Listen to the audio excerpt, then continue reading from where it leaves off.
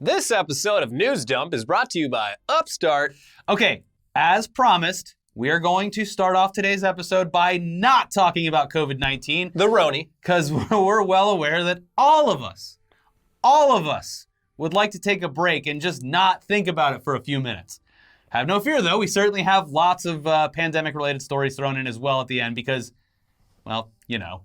All right, here we go. Not talking about the virus. Okay, as you may or may not know, one of the worst films of all time, Cats, was recently released on VOD ahead of its physical release in April. And for reasons we can only assume amount to self-torture, people online decided to organize a nationwide social media watch-along where they could discuss the film as it played out by utilizing the hashtag #JellicleChat. Yeah, so it was mostly fun and games and a good way to keep your mind off of other things for a while. People mocked the film for being terrible, of course, and provided minute-by-minute takedowns and reactions of the film as it played out in their homes. As the discussion around Cats Online went viral, though, a tweet from a writer-director named Ben Meckler would lead to a reveal about the film that we're not sure anyone could have seen coming. No, we expected almost everything from this film, but not this. The tweet sent out by Meckler read, "I desperately need a tell-all book about the making of Cats. It could really help me through this." And the reply heard round the world came from a Twitter user named Jack Waz, who said the following in response to the previous tweet. Quote, "A VFX producer friend of a friend was hired in November to finish some of the 400 effects shots in Cats movie. His entire job was to remove CGI buttholes that had been inserted a few months before, which means that somewhere out there exists a butthole cut of Cats." All right. So this one tweet sparked absolute chaos within the entertainment industry. Could such a cut actually exist? Release the butthole cut. And if so, could this be far more important than the Snyder cut of Justice League? I think so. Well, yeah, it would definitely be more important than the Snyder cut. But in the days since an unverified butthole cuts of Cats was announced, its existence has so far remained nothing more than an urban legend. I want to believe. But yeah, this not knowing, it hasn't stopped filmmakers, actors, writers, and fans alike from spamming social media sites with demands that Universal Pictures release the butthole cut. So does such a cut of the film actually exist? Well, it's looking like maybe. Maybe. I mean, yeah, you thought we were going to say no, right? That's ridiculous. Why would there be buttholes on the cats? But it turns out that, well, it's not necessarily the case that a true butthole cut of Cats exists. There is a little bit of a middle ground here. Yeah. So after 2 full days of the internet, journalists, and people within the industry scrambling to prove the validity of the accusation and procure a copy of this butthole cut, some answers have been found. Yes. Research into the rumor done by Vanity Fair seemed to confirm that one such cut exists and has been spoken about within the industry since at least as far back as January. But their own different friend of a friend source denied their request to go on record about the whole thing.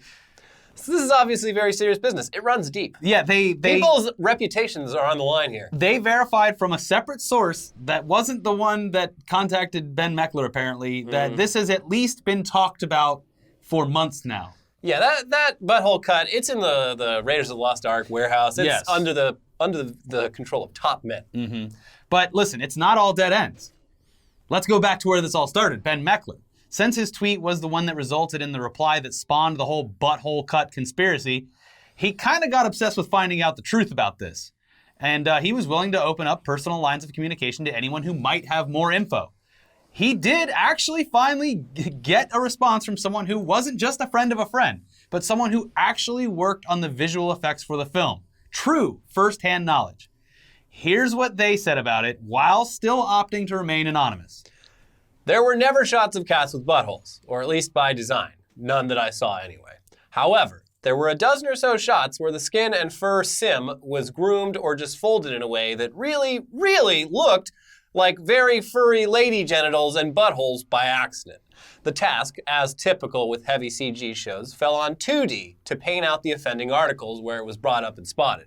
Daily reviews were constant awkward discussions of people plucking up the courage to point things like this out. Does that look like a fanny to you? Those must have been real fun meetings. Especially having watched this and everyone in the room knowing that this is going to land with a thud and be considered one of the worst movies of all time. But we have to make sure those fannies and those buttholes, at the very least, we got to get rid of those. You know, it is weird. Cats comes out and then, all this happens? 3 weeks later, there's a new virus Yeah. spreading throughout the world. Now, obviously, that whole anonymous source, but still a direct source, that kind of explains everything. And we're inclined to believe this anonymous source because it really does seem like the most reasonable explanation possible. Still, though, people were obviously upset that a full butthole-filled version of Cats probably doesn't exist. But we'll let Ben Meckler have the final word on this since he started it all anyway. Quote, I don't know why some of you are reacting to this with disappointment when to me the takeaway is, quote, there were also cat pussies. Seems like a bonus. X-rated cats. Yes, I know you weirdos want it. We're all waiting to see if the physical release will include the fanny butthole cut. Yeah. Yeah. Yeah. Anyways, now this. Oh, sorry, we're just going through some Last Week Tonight withdrawals. Their show has been taken off the air for the foreseeable future. Although it was good without the audience there. I found it to be. I thought it was better, honestly. I thought it was a lot more smooth. Yeah. I mean, plus it's a great segue, which is something we're usually pretty terrible at. So without further ado, yeah, see, terrible. Anyway, speaking of terrible movies, the Razzie Awards sort of happened recently, though they didn't have an actual ceremony because, you know, we're not going to say it, but you know. So let's just give you a rundown of this year's winners, aka this year's losers. And in case for some reason you are unaware, the Razzies are like the Tuggies, but for movies. And they were around way before the Tuggies. They celebrate the worst that the industry has to offer. So here you go. Here's the winners from this year's Golden Raspberry Awards. Rambo Last Blood took home 2 Razzies, one for worst reckless disregard for human life and public property, as well as worst remake, ripoff, or sequel. Worst actress went to Hilary Duff in a movie we never even heard of. It was called The Haunting of Sharon Tate. What? And then John Travolta took home the prize for worst actor for his roles in both The Fanatic and Trading Paint. Razzie Redemption Award was presented to Eddie Murphy, who has had a ton of absolutely terrible movie appearances over the past 2 decades, but received the Redeemer Award for his work in Dolomite Is My Name. Yeah, it's very good. Good. For him, yeah. It should come as no surprise that literally every other category was awarded to Cats this year. Yes, Cats nearly swept the Razzies this year, taking home the win in the following categories. Worst on-screen combo for any 2 half-feline, half-human hairballs. Worst screenplay. Worst director, Tom Hooper. Worst supporting actress, Rebel Wilson. Worst supporting actor, James Corden. And of course, worst picture of the year. So, congrats, Cats, for this monumental achievement in appalling entertainment. Now release the butthole cut. Hey, release the butthole cut. Hashtag release the butthole cut. I'm going to take out a billboard in Times Square. Nobody's going to be able to see it because no one's out right now, but that means it'll be cheap. Yeah. Yeah. Now you're thinking like a businessman. Yes. Okay, have no fear. We still have to get to Marvel's cringy new woke superheroes and some seemingly mandatory at this point coronavirus stuff. But first, let's take a second to thank today's sponsor, Upstart. As most of you have found out the hard way, getting into debt is easy. Getting out is hard, especially if your credit score isn't great. Thankfully, now there's Upstart.com, the revolutionary lending platform that knows you're more than just your credit score and offers smarter interest rates to help you pay off high-interest credit card debt. We've both been there. Credit card interest rates are terrible, and transferring your debt to a loan with a much better interest rate means getting out of debt a whole lot faster. Upstart goes beyond the traditional credit score when assessing your credit worthiness. They actually reward you based on your education and job history in the form of a smarter rate. Upstart believes you're more than just your credit score. They make it fast, simple, and easy to check your rate. And since it's just a soft pull, it won't affect your credit score. The hard pull does happen if you accept your rate. And the best part is once the loan is approved and accepted, most people get their funds the very next business day. Over 400,000 people have used Upstart to pay off credit cards or meet their financial goals. Free yourself from the burden of high-interest credit card debt by consolidating everything into one monthly payment with Upstart. See why Upstart is top-ranked in their category with a 4.9 out of 5 rating on Trustpilot, and hurry to upstart.com/newsdump to find out how low your Upstart rate is. Checking your rate only takes a few minutes. That is upstart.com/newsdump. Or click the link in the description below. Thank you for sponsoring the episode. And okay, all right. Oh God, here we go. Listen, we agree with you. Marvel's latest generation of New Warriors is just pure cringe. And it couldn't have dropped at a worse time because the last thing the world needs right at this moment is woke superheroes. There's probably a time and a place and maybe even a market for this. I don't know. All the people that I think they thought were the target audience for this seem really... yeah, I don't think anyone likes this. They seem the most offended at all on Twitter. Yeah. So, yeah, I don't think this is for anyone, really. Yeah, I would tend to agree. But dropping it right now, it's not doing anyone, especially Marvel, any favors. And most of all, the people behind this. I can't imagine the meetings that happened to create this. Listen, right now we need actual superheroes like doctors, volunteers, workers sacrificing their health and well-being to provide vital supplies to people. And influencers. And content creators, of course.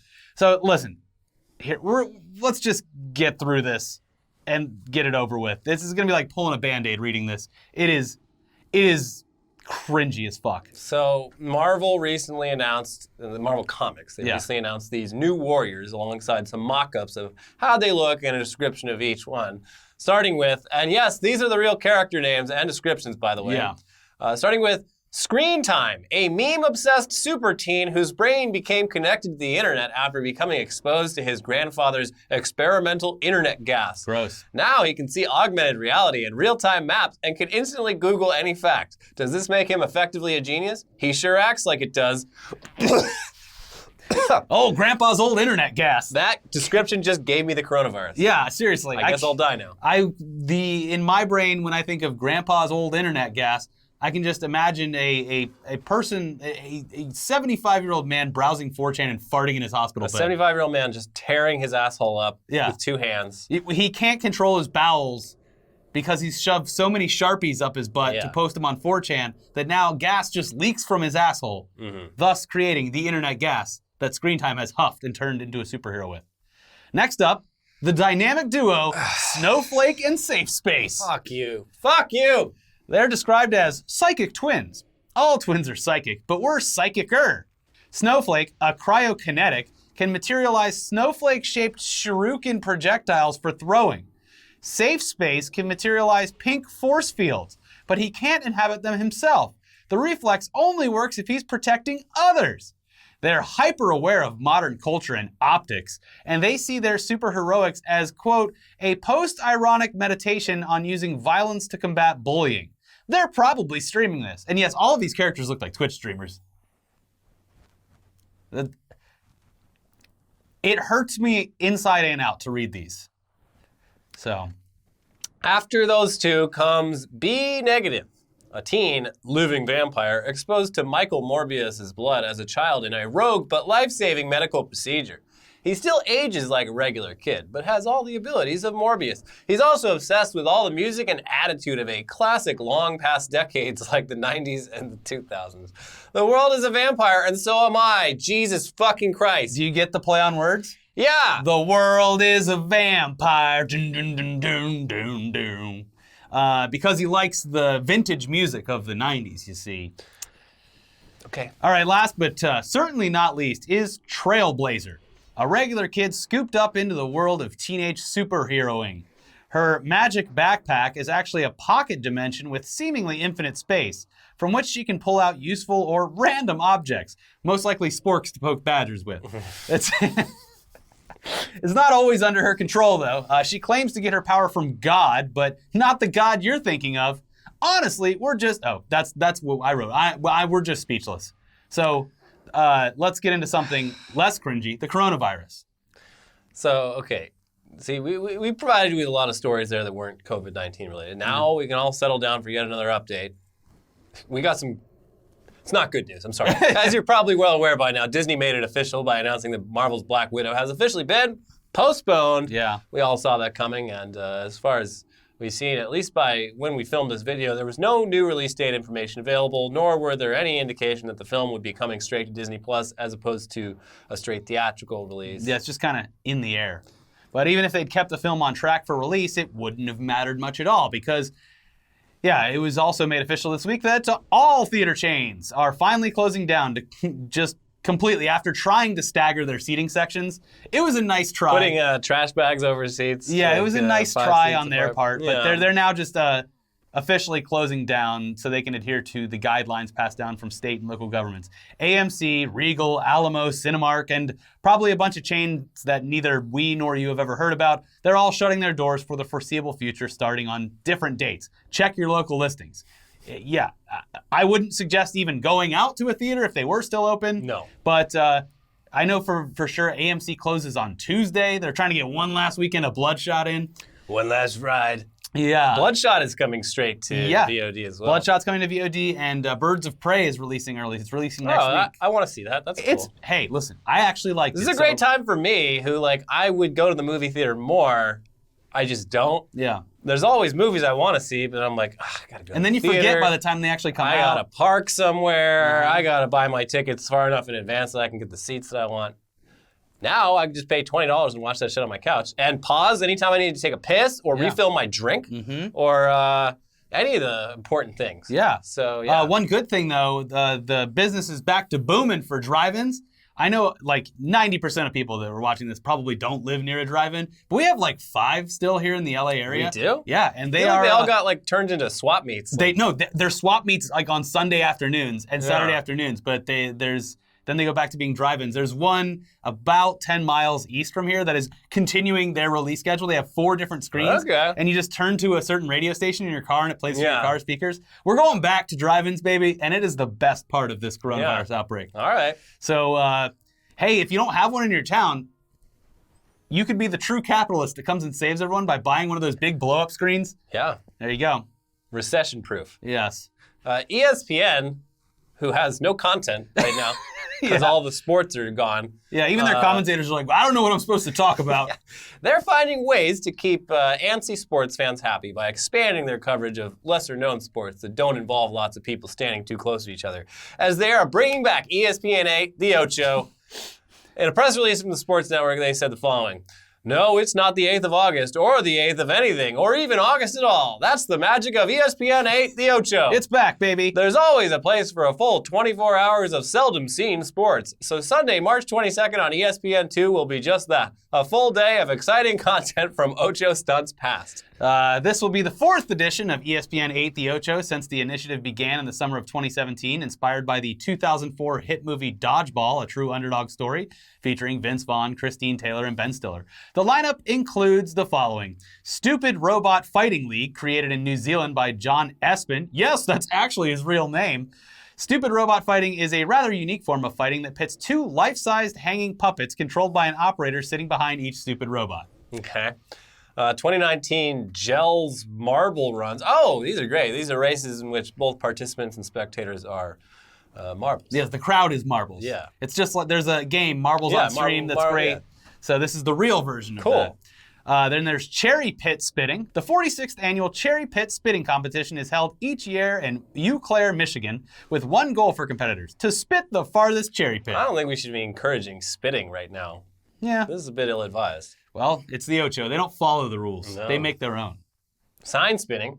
The 12th annual World Sign Spinning Championship, held in Las Vegas, brought together AA Aero sign spinners from more than 50 cities and a dozen countries to assess style, execution, and technical sign spinning ability. Then there's the 2007 World Sports Stacking Championships. Sports stacking can be an individual or team sport where participants stack specially designed cups in predetermined sequences as fast as possible. Oh, I remember when that was cool for 6 months. Yeah, I learned about it. 15 there years was ago. a show on Nickelodeon a long time ago called Figure It Out, and it was, people had talents or special abilities, and one of the episodes had a pro stacker on it. Whoa, he turned that whole castle made of cups into one cup. There's the 2019 Death Diving World Championship.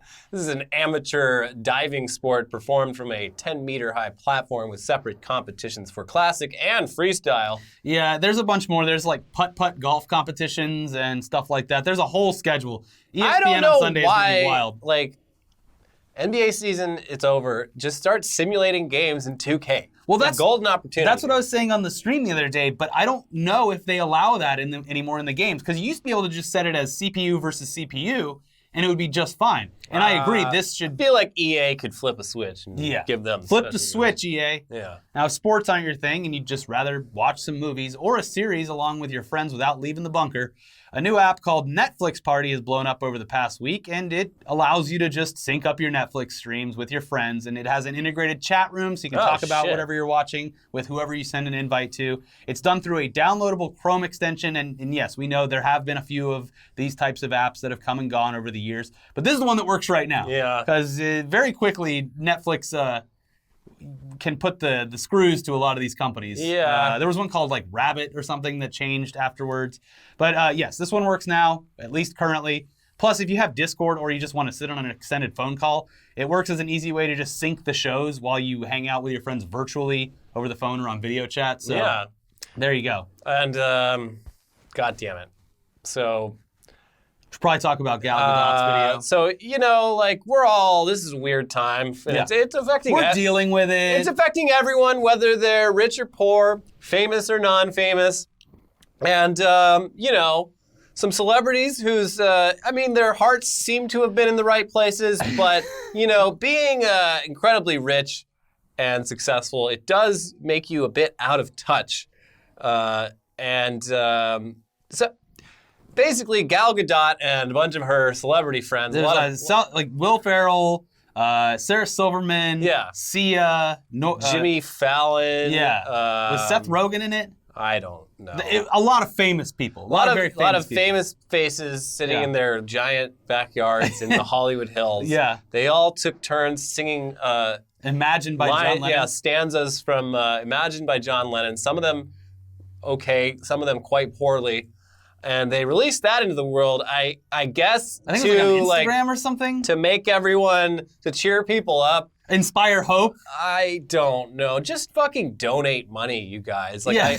I know, your accounts all got, wiped this past week. All of our accounts did. Yeah. The stocks, they're real bad. Bad stonks. But, this isn't helping anyone. This is the worst thing I've ever seen. When I saw it, I just said,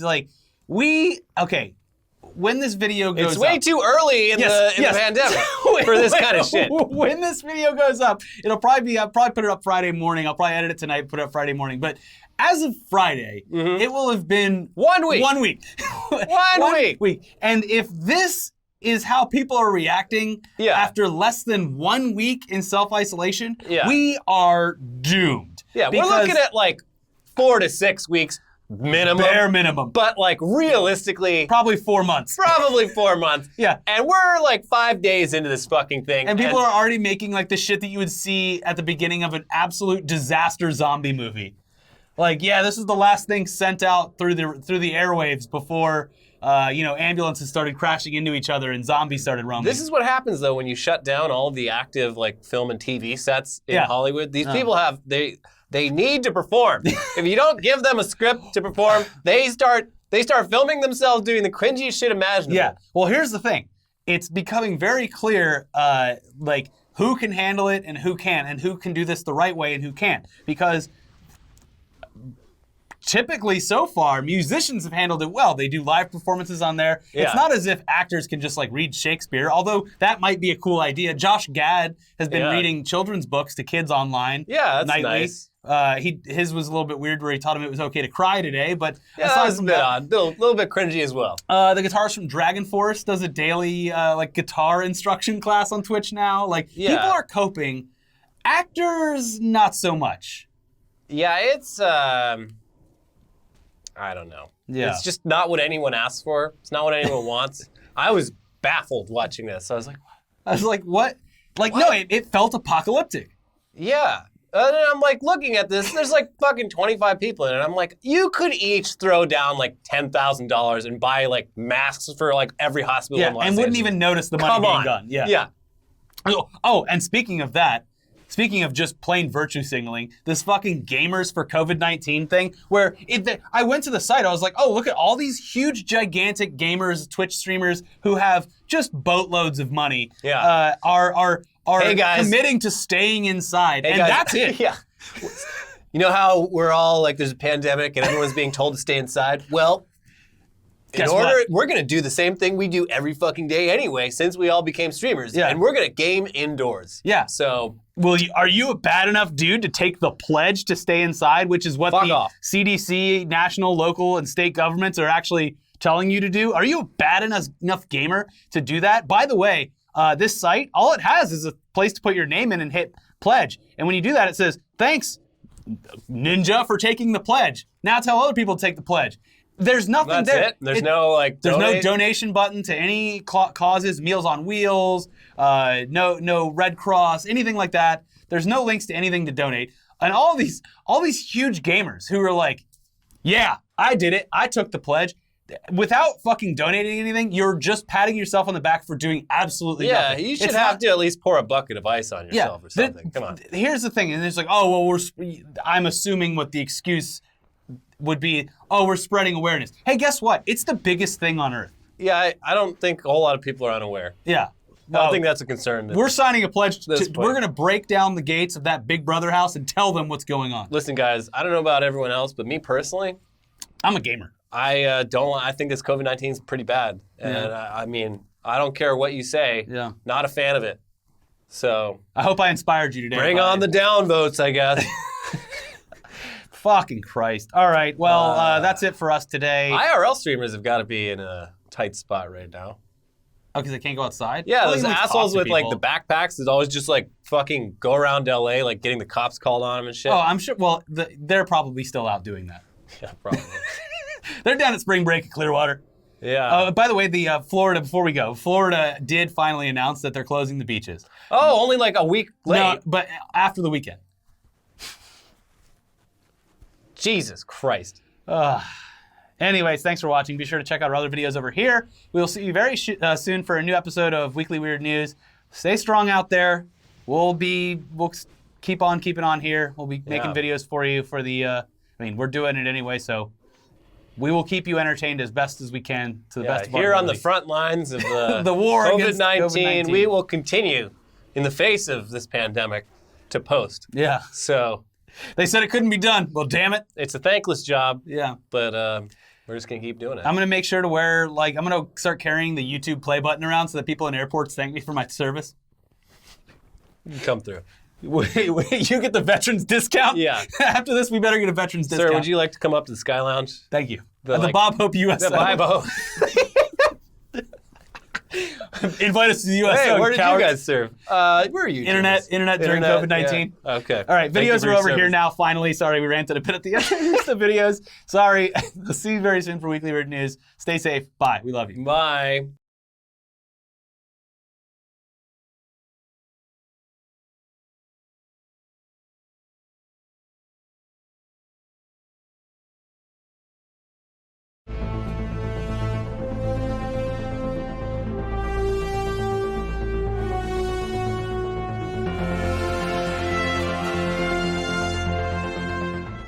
Welcome back everyone, it's Charlie. This is going to be my new Marvel video. Marvel just made a bunch of big announcements about what's going on with their Marvel Phase 4 schedule, the movies because of the virus during 2020. Things are being canceled, things are being delayed.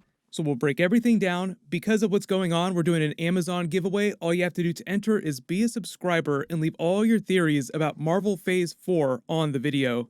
I'll just break this down top 5 WTF style, starting with number 5. So recently, a lot of studios have started canceling their movie releases during March and April. RIP New Mutants for the 4th time. Press F in the chat for that movie.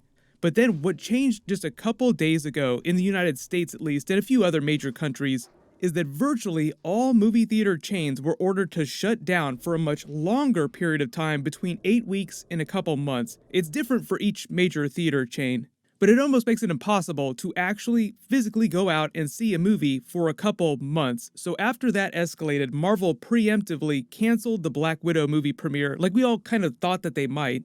That was originally happening at the beginning of May. It seemed like it might be safe since it was so far out, but the theater shutdown will extend beyond that, so there's no point in them trying to release Black Widow until all the theaters are back to normal later this year, at least in the United States. So number 4 WTF, when Marvel took Black Widow off the schedule, it did not give it a new release date. So it's literally just sitting on a shelf on a giant hard drive somewhere in Kevin Feige's office. Right now, best case scenario is Marvel releases it between the end of May, just pushes it a couple weeks, and early July. Originally, Marvel was going to release Guardians of the Galaxy 3 July 31st of this year. When they postponed that, they didn't replace it with anything. There's no Disney movie that's now coming out at the end of July, so it wouldn't be weird for them to just push Black Widow to July if they wanted to. And as for Guardians of the Galaxy 3, right now it looks like it's coming out sometime during 2022 based on James Gunn's production schedule. He said that he's going to finish doing the Suicide Squad reboot movie, then he's going to start working on Guardians 3. Vin Diesel was even nice enough to drop that the Guardians will definitely cross over with Thor 4 Love and Thunder, and Thor will also show up during Guardians of the Galaxy Volume 3. Even though anybody who saw the end of Avengers Endgame just kind of expected that they would somehow follow up on this moment of Thor with the Guardians, as Guardians of the Galaxy together again, we just didn't know quite how that was going to play out and what it would look like. Now it sounds like the Guardians will just cameo during Thor 4, and Thor will just cameo during Guardians 3, but they're not going to call Guardians 3 as Guardians of the Galaxy. Number 3 WTF. When they made the Black Widow announcement, Marvel also answered a bunch of questions about the rest of the Marvel Phase 4 timeline on all the other movies, the Disney Plus series, because there's a lot of stuff coming out later this year. Everyone wondering if they postpone Black Widow, is that going to mess up the flow of all the Marvel Phase 4 storytelling and everything that's coming the next couple of years? All the Disney Plus series, all the Marvel movies are supposed to be connected, so there's a logic to when they're releasing things and why they're coming in a certain order. The reason why Black Widow is coming now, right after Avengers Endgame, is because we literally just saw her die during Avengers Endgame, so one, you kind of want to get that story out before you wait too long. They're trying to explain why she sacrificed herself over Hawkeye on Vormir and push the Marvel Phase 4 story forward by teasing upcoming Thunderbolt Ross Super Soldier Weapons Plus program in the Thunderbolts. Yes, it would have made more sense to release her movie during Marvel Phase 3 or even back during Marvel Phase 2. I'm sure a lot of people's reviews when the movie actually does come out will reference that fact. Like, this feels like a Marvel Phase 3 movie, even though they're trying to release it during Marvel Phase 4. So I do think a lot of the stuff that they added to the Black Widow movie that connects it to stuff that happens after Avengers Endgame, after her death, is just in service of trying to make that more relevant to Marvel Phase 4. Because the movie takes place between Captain America Civil War and Avengers Infinity War, so I think a lot of the marketing is actually just dealing with the confusion that people are having over where this movie fits and what's going on with Black Widow during it. Thankfully, Marvel just came out and said that any Black Widow delays won't affect the rest of the Marvel Phase 4 release schedule and storytelling. So number 2 WTF, what's going on with Disney's plans to release stuff on Disney Plus and VOD instead of releasing it in theaters? All the major studios have started doing this with some of their movies that are coming out right now, like Vin Diesel's Bloodshot, another Marvel actor doing another movie at Sony. It just hit theaters a week ago, but Sony is releasing it on VOD next week. Universal did the same thing with some of their big movies that are coming out right now. But here's the thing, none of the studios have done this yet with a major tentpole movie. Fast and Furious 9, also Vin Diesel movie, is a good example. Universal just pushed that a full year to April of next year instead of trying to release it on VOD with the other Universal movies that it's releasing right now on VOD. So everyone's really just doing it with the smaller budget movies and the movies that it didn't think were going to earn a lot of money at the box office. So right now, it is very possible that Marvel could release New Mutants on VOD. The budget for that was way under $100 million. It's easier for Marvel to earn most of the money back on that because technically they're saddled with all those Fox films when Disney bought Fox. The reason why they probably won't release Black Widow early on VOD or on Disney Plus is because the budget was way over $150 million, probably closer to $175 million, and that doesn't include the marketing costs. The real reason why studios don't want to release their giant tentpole films on VOD right now is because movies typically have 6 different times that they earn money in the life cycle of the movie. There's the theatrical release, which for Black Widow could earn between $700 million and $1 billion. Then they release it on VOD and home video, another round of profits, another giant pile of cash. Then they license the movie to cable channels like HBO, they make another dump truck of cash, then they release the movie on streaming platforms like Netflix, obviously Disney Plus, and earn even more money yet again. If they skip all those steps and go straight to streaming, they miss out on almost $1 billion of profit on the Black Widow movie. The reason why they might be okay doing that with New Mutants is just because there's no way that movie was ever going to earn $1 billion at the box office. So number 1 WTF, this is what's happening with the rest of the Marvel Phase 4 schedule right now. Even though everything is kind of on a break just for the next couple of weeks, bare minimum, could be longer than that, but they're just on a hiatus. Marvel said Falcon and Winter Soldier is still going to premiere in August and continue the Weapons Plus program Super Soldier Thunderbolt story.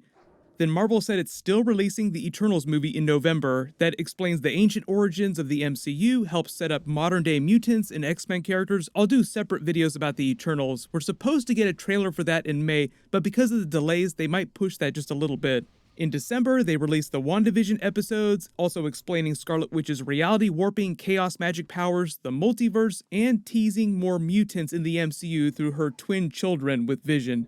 Marvel's Shang-Chi movie did go on break for a couple weeks, but it's still being released in February 2021. Marvel hasn't said a lot about how that deepens the Avengers-level storytelling, but they're playing a lot on the Iron Man Easter eggs from the 10 Rings in Iron Man 3 and the Mandarin. Hopefully they'll bring Trevor back for a cameo somehow. They're billing the movie kind of like Bruce Lee's Enter the Dragon if it were made inside the MCU with Marvel characters. The Loki series is still supposed to come out around late March sometime next year. It's only 6 episodes, it'll introduce more multiverse-level villains. Then right after that is Doctor Strange 2 Multiverse of Madness, which goes full-blown multiverse, teasing alternate versions of MCU characters from other realities. Fun fact too, Kevin Smith also said on his podcast recently that Marcus and McFeely, the writers of Avengers Infinity War and Avengers Endgame, literally showed him footage on their phones of the Avengers Infinity War deleted scene of Doctor Strange becoming the Iron Mage with Benedict Cumberbatch literally wearing a real physical Iron Man suit that they built for him for the movie that looked just like this. I did a whole video about that deleted scene a couple weeks ago, so we'll add a link to it at the end of this. Hopefully they'll bring that deleted scene back around and incorporate it into Doctor Strange 2 somehow.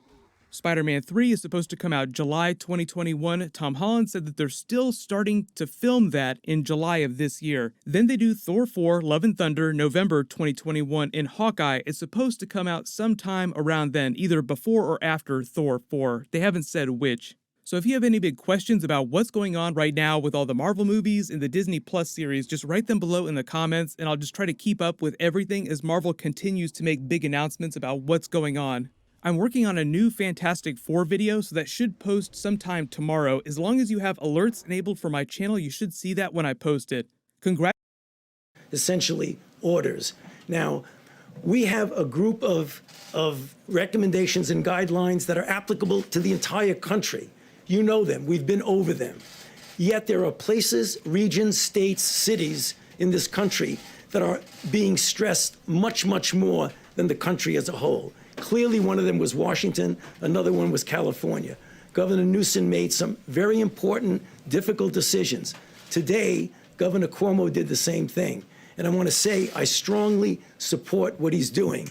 And one thing, as a New Yorker myself, for those of you who haven't figured out from my accent that I'm from New York, as a New Yorker, I know what New Yorkers can do.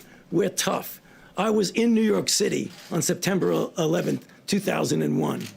And I know what the New Yorkers can do. So please, cooperate with your governor, cooperate with your mayor. It's very important. Thank you. Thank you, Tony. That's great. Thank you, Mr. President.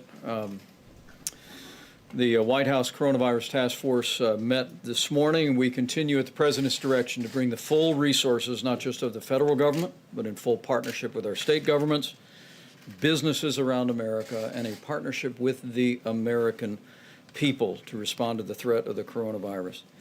And I know I can speak on behalf of the President with confidence when I say how inspired we are by the way the American people and American businesses are coming together to help defeat this virus in our country.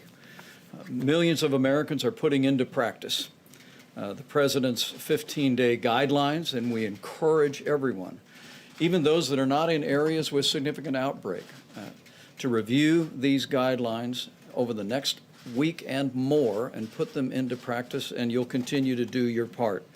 Later today, we'll be talking with manufacturers around the country, and the President and I continue to be inspired by the way American industry is stepping forward. We have businesses around the country that are literally volunteering to retrofit plants to help us meet the needs of our healthcare workers and our healthcare system in confronting the coronavirus. As the President mentioned yesterday, following his decision to put FEMA in the lead, the emergency declaration, we actually met with all the nation's governors from the FEMA National Response Coordination Center.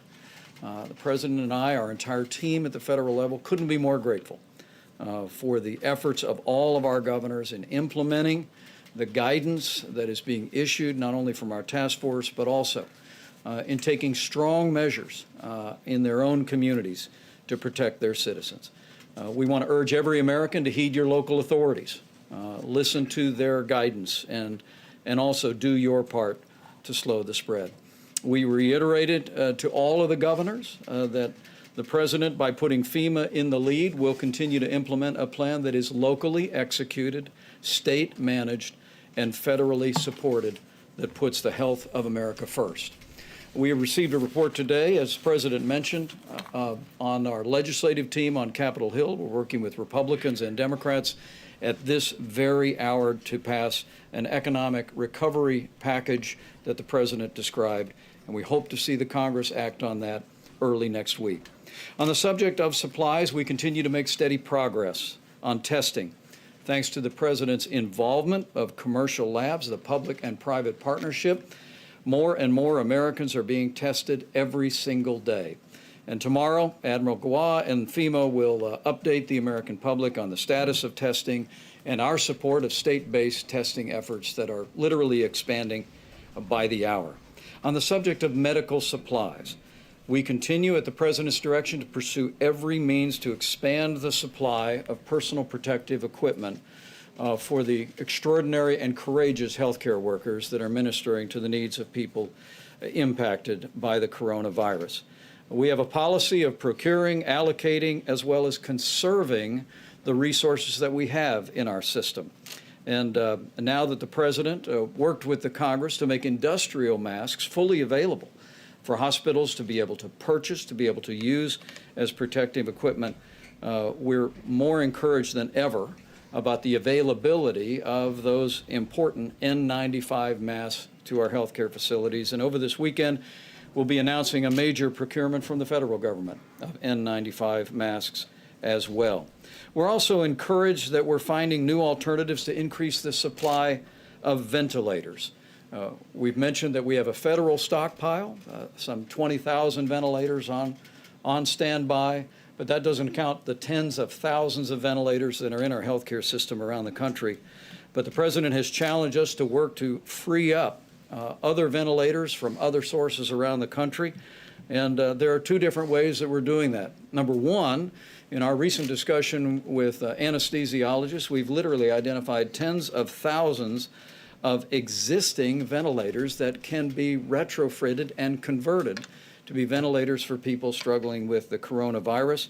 But also, on the President's behalf, on behalf of all of our task force, we want to continue to urge every American and every American hospital and healthcare facility to postpone any elective medical procedures. This will free up bed space, free up hospital capacity for people that are struggling with the coronavirus, and it'll also free up equipment that our healthcare workers need. It is inspiring that we continue to receive reports that businesses around America are donating N95 masks to their local hospitals. Businesses large and small are donating hundreds, in some cases millions of N95 masks. And I know how grateful the President is, and we all are. And let me close by saying, as all of our experts have said many times, while the threat of serious illness to the average American from the coronavirus remains low, every American can do your part to reduce the burden on your health, on your family, the burden on our healthcare system, and especially the threat to the most vulnerable among us by putting into practice the President's 15 days to slow the spread. And as the President said at the outset of his remarks, I know that millions of Americans are doing that just now, and the greatness of the American character is shining forth. Thank you, Mike. Thank you very much. Okay, thank you. Go ahead. You had a call with Senator Schumer. He says you've now agreed to invoke the Defense Production Act to actually make those medical supplies that hospitals say are in severe shortage. So two questions. Is that what you're doing now? It is. I did it yesterday. We invoked it, I think, the day before. We signed it the evening of the day before and invoked it yesterday. We have a lot of people working very hard to do ventilators and various other things, yes. So you're using it now to tell businesses We are they need to using make it. ventilators, masks, respirators? For certain things that we need, Okay. including some of the very important emergency. I would say ventilators, probably more masks to a large extent. We have millions of masks which are coming and which will be distributed to the states. The states are having a hard time getting them, so we We're using the Act. The Act is very good for things like this. We have millions of masks that we've ordered.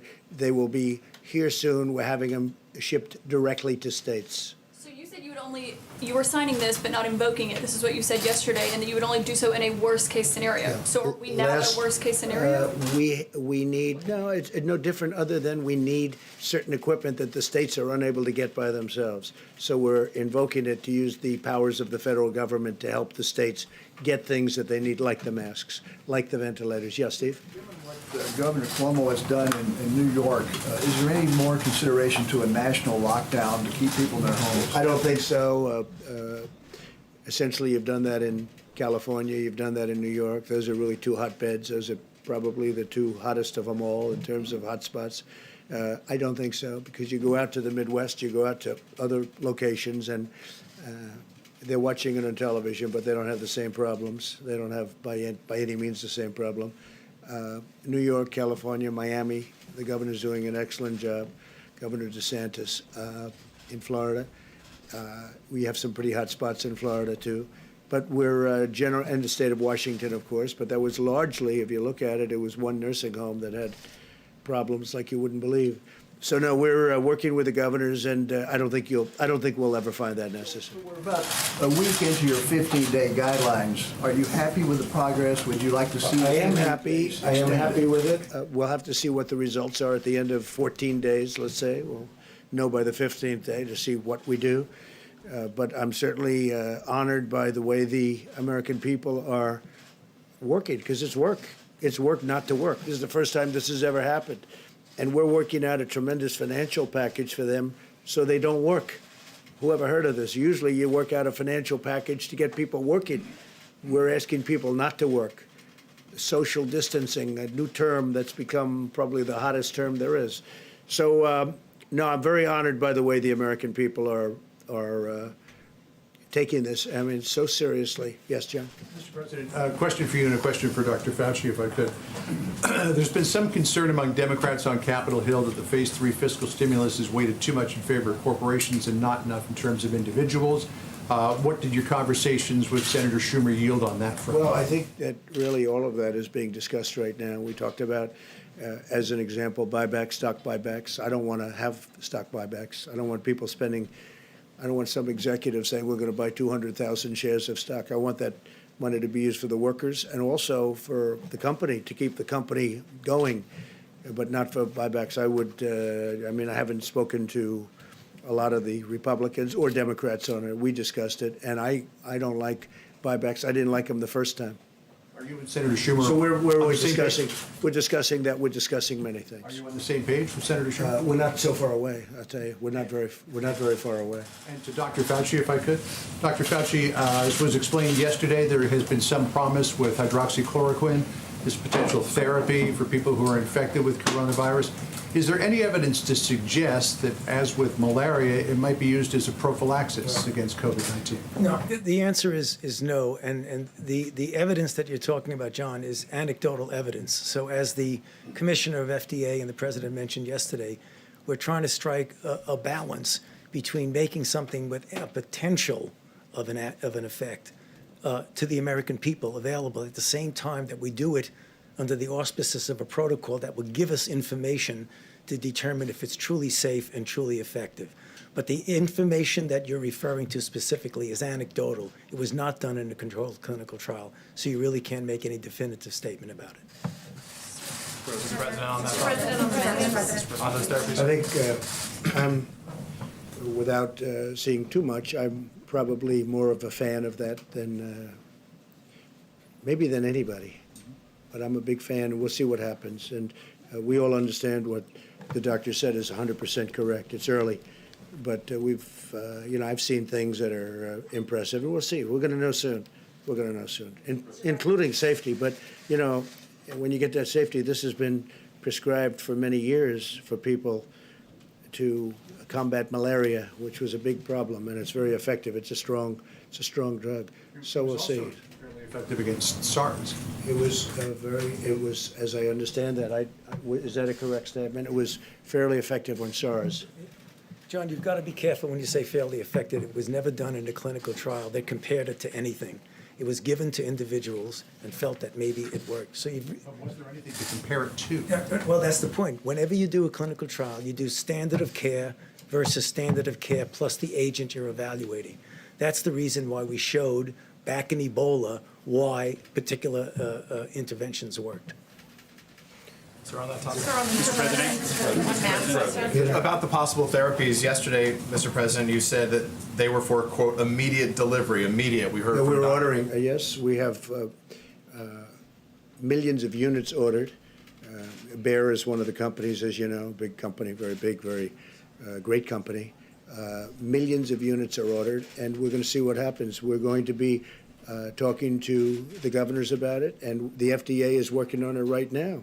The advantage is that it has been prescribed for a totally different problem, but it has been prescribed for many years, and everybody knows the levels of the negatives and the positives. But I will say that I am a man that comes from a very positive school when it comes to, in particular, one of these drugs, and we'll see how it works out, Peter. I'm not saying it will, but I think that people may be surprised. By the way, that would be a game changer. But we're going to know very soon. But we have ordered millions of units. It's being ordered from Bayer, and there is another couple of companies also that do it. For clarity, Dr. Fauci said there is no magic drug for coronavirus right now, which you would agree. I guess on this issue, Well, I think we only disagree a little bit. Sorry. I disagree. Maybe and maybe not. Maybe there is, maybe there isn't. We have to see. We're going to know. Is it possible that your impulse to put a positive spin on things may be giving Americans a false sense of hope? No, I don't think so. Misrepresenting the preparedness right now. No, I don't think so. I think that I think it's got the not yet approved drug. Such a lovely question. Look, it may work and it may not work, and I agree with the doctor what he said. May work, may not work. I feel good about it. That's all it is, just a feeling. I'm a smart guy. I feel good about it, and we're going to see. You're going to see soon enough. And we have certainly some very big samples of people. If you look at the people, you have a lot of people that are in big trouble. And this is not a drug that, obviously, I think I can speak from a lot of experience because it's been out there for over 20 years. So it's not a drug that you have a huge amount of danger with. It's not like a brand new drug that's been just created that may have an unbelievable monumental effect, like kill you. We're going to know very soon. And I can tell you, the FDA is working very hard to get it out. Right now, in terms of malaria, if you want it, you can have a prescription. You get a prescription. And by the way, and it's very effective. It works. I have a feeling you may, and I'm not being overly optimistic or pessimistic. I sure as hell think we ought to give it a try. I mean, there's been some interesting things happened and some good, very good things. Let's see what happens. We have nothing to lose. You know the expression? What the hell do you have to lose? Okay? So what do you say to Americans? Nearly 200. I'll just follow up. Nearly 200 dead. What do you say to the Americans who are scared, though? I guess nearly 200 dead, 14,000 who are sick, millions, as you witnessed, who are scared right now. What do you say to Americans who are watching you right now who are scared? I say that you're a terrible reporter. That's what I say. Go ahead. I think think it's a very nasty question, and I think it's a very bad signal that you're putting out to the American people. The American people are looking for answers, and they're looking for hope. And you're doing sensationalism, and the same with NBC and Comcast. I don't call it Comcast. I call it Concast. Let me just for whom you work. Let me just tell you something. That's really bad reporting. And you ought to get back to reporting instead of sensationalism. Let's see if it works. It might and it might not. I happen to feel good about it, but who knows? I've been right a lot. Let's see what happens, John. Can I get back to the science and the logistics You're here? gonna be ashamed of yourself. The units that were ordered, are they for clinical trials or are they for distribution to the general patient population? We are going to, as I understand it, we are going to be taking samples in New York. Governor Cuomo very much is interested in this drug, and they are going to work on it also after they get a certain approval. We're waiting for one final approval from the FDA. We'll see what happens. But we'll use it on people that are not doing great, or even at the beginning of not feeling Sort well. of fall under the And John, what do we have to modified lose? auspices. So this would sort of, Wait, John, it's been out there for so long. We hear good things. Let's see. Maybe it works and maybe it doesn't. I understand all that. I'm just thinking of the application here. So that would be under sort of a modified compassionate access? We're doing that, I guess, and that's what it's called, yeah. Yes. I would would like Dr. Fauci, if you don't mind, to follow up on what the president is saying. Should Americans have hope in this drug right now? And sir, I would like to follow up on Peter's question here.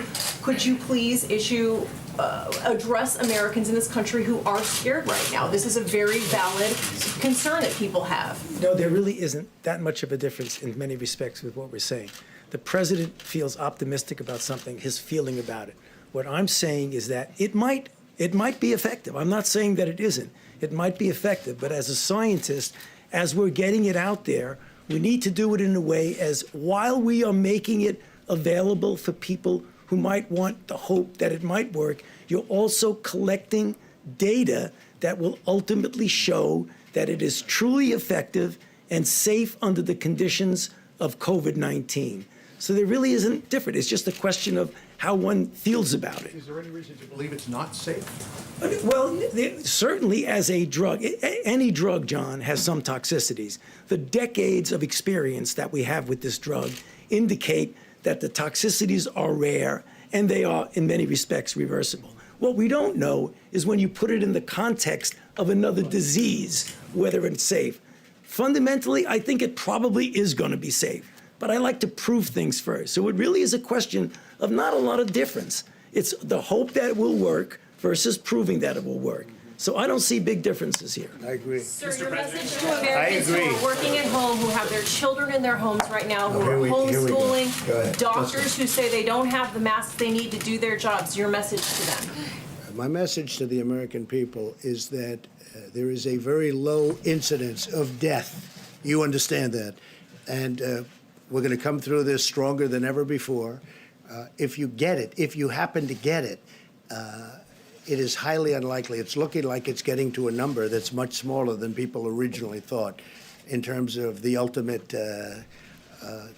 problem, which would be death. My message to the American people is, number one, you've done an incredible job. Incredible what you've gone through. It's been incredible. It wasn't their fault. It wasn't their fault. It wasn't the fault of 140 other countries where this has happened. And there is tremendous hope. And I think we're going to come out stronger, better, bigger in every way. I think we're going to be a better country than we were before. And we learned a lot. We learned on reliance, who to rely on, who not to rely on. But our country has been incredible, the way they pulled together, including the fact that I just spoke to Senator Schumer. We had a wonderful conversation. We both want to get to a good solution. But it's been really, for me, watching and seeing people that weren't speaking, getting along well, because we all have one common aim, and that's to get rid of this invisible enemy, get rid of it fast, and then go back to the kind of economy that we had, and maybe even better. Yeah, please, in the back. No, in the back, please. Mr. President, two questions, if you'll indulge me. The first question is, many small businesses are concerned that they have weeks, not months, and are worried about how long it'll take. We're going to be helping them a lot. We're going to be focused, a big focus, and including my conversation with both Mitch and with Chuck, a big focus of that conversation with small businesses, because they are really the engine behind our country, more so than the big ones. They are the engine behind our country. Second, if I may, sir, are you concerned about members of Congress that may have used information they learned on updates to sell stocks and profit off of this? I'm not aware of it. I saw some names. I know all of them. I know everyone mentioned Dianne Feinstein, I guess, and a couple of others. I don't know too much about what it's about, but I find them to all be very honorable people. That's all I know. And they said they did nothing wrong. I find them, the whole group, very honorable people. Yeah, please. Mr. President, so the whole group would include Richard Burr, the head of the Intelligence Committee, and it also would include Senator Kelly Loeffler. And so the question is whether or not they should be investigated for that behavior. Well, it also includes Dianne Feinstein, a Democrat. You didn't mention her name. Why didn't you mention her name? And I think she's a very honorable person, by the way. So I'm not saying, but you know, it's interesting that you mentioned two people, but you don't mention one that happens to be a Democrat. Any senator, should they be I don't know, because I'd investigated have for to this look at it, possibly, but I find them to be honorable people. Yeah. You said the other day you see yourself as a wartime president right now, leading the country through this pandemic that we're experiencing. Do you really think, going off on Peter, going off on a network is appropriate when the country is going through something like this? I do, because I think Peter is, I've dealt with Peter for a long time. And I think Peter is not a good journalist when it comes to fairness. But he's asking for your message to the country. Oh, I think You it's a went good off on message Peter. because I think that the country has to understand that there is indeed, whether we like it or not, and some of the people in this room won't like it, there's a lot of really great news and great journalism, and there's a lot of fake news out there. And I hear it all, and I see it all, and I understand it all because I'm in the midst of it. So when somebody writes a story or does a story on television, and I know it's false, I know it's fake, and when they say they have 15 sources have said, and I know there's no sources, they're just making it up. I know that, and I call Peter out, but I call other people out too. And, you know, this is time to come together. But coming together is much harder when we have dishonest journalists. It's a very important profession that you're in. It's a profession that I think is incredible. I cherish it. But when people are dishonest, they truly do hurt our country. Yeah, in the back. Please, go ahead. Mr. President, China has been in communication with the United States and also WHO about coronavirus Right, in that's true. January. That's and true. the U.S. shut its border to travelers from China on February the 2nd. Also, Wuhan has been in lockdown since January the 24th. And this all happened almost 2 months ago. Why did you still say if you could have known it earlier? And also, you have been calling coronavirus. Well, I have to say this. We have, and I can speak for myself, but I have a very good relationship with China and with President Xi. I have great respect for President Xi. I consider him to be a friend of mine. It's unfortunate that this got out of control. It came from China. It got out of control. Some people are upset. I know President Xi. He loves China. He respects the United States. And I have to say, I respect China greatly, and I respect President Xi. Okay. Coronavirus. Can I ask more about stock buybacks? Many of the airlines and Boeing did stock buybacks. Is this a deal breaker for you in this? No, but I never liked stock buybacks from their standpoint. When we did a big tax cut, and when they took the money and did buybacks, that's not building a hangar, that's not buying aircraft, that's not doing the kind of things that I want them to do. And we're now talking about buybacks. We didn't think we would have had to restrict it because we thought they would have known better. But they didn't know better. In some cases, not in all cases, obviously. Some people did an incredible job. They built plants all over the country. I mean, you'd see what's happened. I mean, we were doing, until this invisible enemy appeared, we never had an economy like this. But there were some companies that used that money to buy back stock, driving up the price of the stock artificially in many cases. I don't like that. I don't like it. And as far as whether or not we'll have that, allow them, when we give them money, because we have to keep these great companies in business because of the workers, frankly, for the most part, because of the workers. The workers are my number one concern. But the way we take care of the workers is we have to keep the companies going. I am fine with restricting buybacks. In fact, I would demand that there be no stock buybacks. I don't want them taking hundreds of millions of dollars and buying back their stock, because that does nothing. Yeah, please. Thank you very much. One for Dr. Fauci, and then hopefully one for you. Sure. And one thing, Secretary of State Pompeo is extremely busy, so if you have any question for him right now, could you do that? Because you know what I'd like to do? I'd like him to go back to the State Department, or as they call it, the Deep State Department, if you don't mind. I'd like to have him go back and do his job. So does anybody have any question? Please. Mr. Secretary, can I ask you? Go ahead, you want to call somebody? Yeah, how about you? Only for the Secretary. The exemptions on work travel, can you define that? Is all work, anyone with a work visa can still cross the border? Can you define what, like, the measures that you're taking? It's a great question. We're working, we're very real concerned about H-2A visas, in particular agricultural workers need to get across. We're going to make sure that we do everything we can to keep that part of our economic lifeblood working between our two countries. DHS and the State Department will work together. We want to make sure and keep commerce between Canada, the United States, and Mexico alive, functional, and prepared for the day that this economy bounces back like we expect that it will. Mr. Secretary, the Mexican government has not announced any travel ban on Europe. Where have you been in touch with them as to when they're going to do this and what it is that they're telling you? And then a second question, they also are telling us and said in a press conference this morning that they will not take back any non-Mexican citizen. Any other third parties will have to, we don't know what will happen to them. So can you address what will happen to those third country immigrants that you are saying that will not be allowed to enter the U.S. and Mexico is saying that they will not be allowed to stay in Mexico either or sent back from the U.S.? If I may, I'll take the first one, and then Chad, I'll give you the second one. With respect to travel into Mexico from outside, I spoke with Foreign Minister Ebrard a couple of times about this. I'm very confident we're going to get to a really good place that protects the Mexican people and the American people from those who might be traveling into places where we've got designations, the Schengen zone from China, so that they're not coming into Mexico and then coming into the United States. I'm very confident we'll do that, and we'll make that announcement shortly together. And again, as we implement the CDC's order, again, we're going to take a number of individuals that cross the border illegally and repatriate them or remove them quickly back to Mexico, back to the Northern Triangle, and back to any other country. So we're going to do that in a rapid fashion. We'll continue to work with Mexico to make sure that Mexican nationals go back as well as other populations. But are you sending Guatemalans back to Guatemala or Cubans back to Cuba? What would you do with those third countries that are not Mexicans? So we're doing all of the above. We're going to be sending, again, individuals back to Mexico, individuals back to the Northern Triangle countries, Cuba, Haiti, all of the, again, 122 different nations that we see nationalities that come across that border. We'll be sending them back individually to their countries, but also working with Mexico to send additional populations back there as well. And just to put it, when you said, before you said the non-Mexicans going to Mexico, we're not sending them to Mexico. We're sending them back to their own countries, not to Mexico. Why would Mexico take people that aren't from Mexico?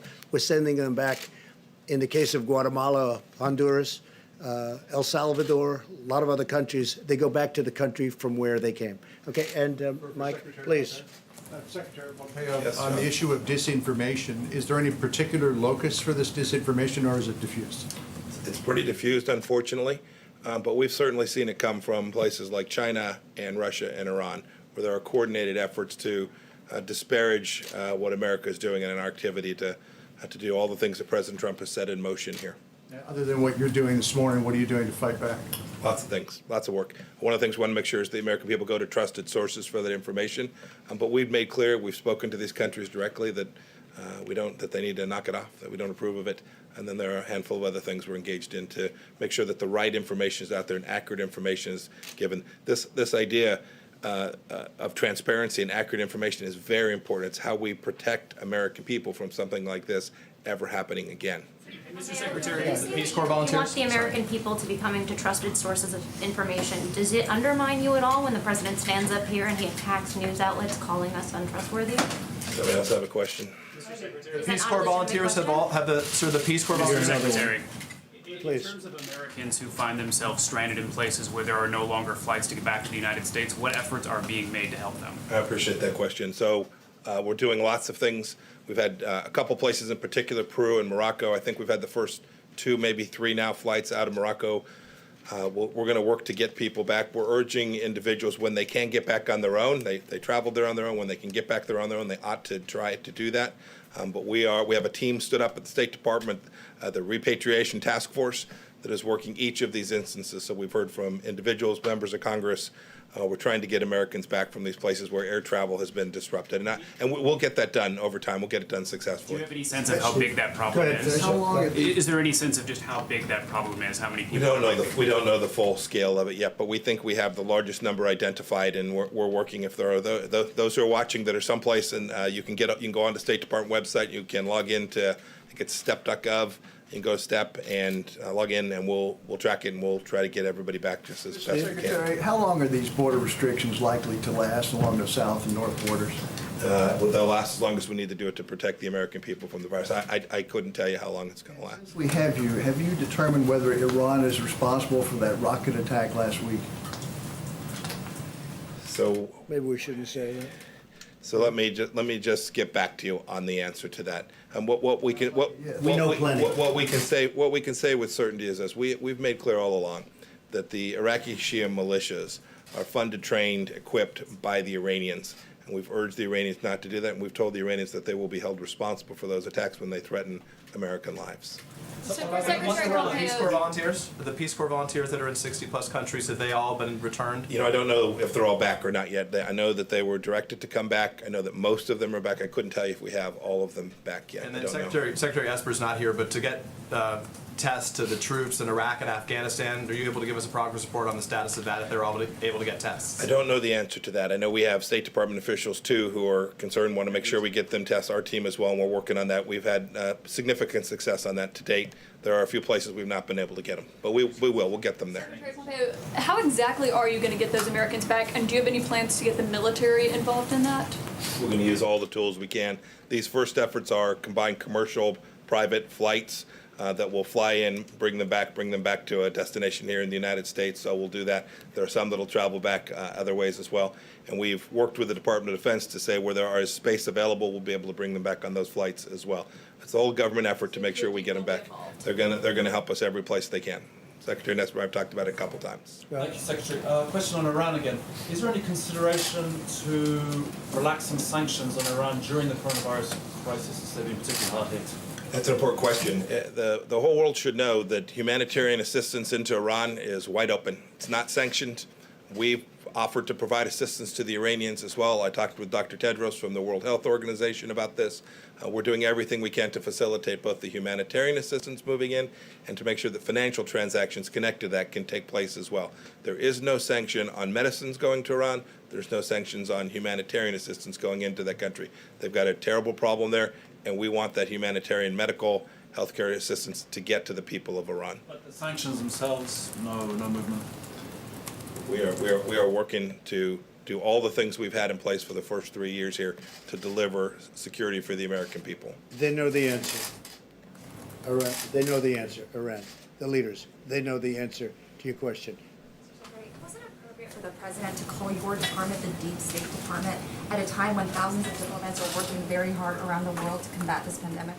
I've worked with the president for 3 years now. I know how much he values the people that work on my team. I know when I was the director of the Central Intelligence Agency how much he valued the work we did. I know that he watches our team, Dr. Birx, all of the team that's working to push back against this virus to keep America safe. I know how much he values them. What a good answer. Yes, go ahead. Mr. President, can I ask a question? Mr. President, Very true, too. Go ahead. Mr. President, No, behind you. I apologize. Please, go ahead. The news, I have two questions. The first is to Secretary Pompeo. The news hours learned that the CDC picked up that there was some sort of virus happening in Wuhan, the coronavirus happening in Wuhan as early as December.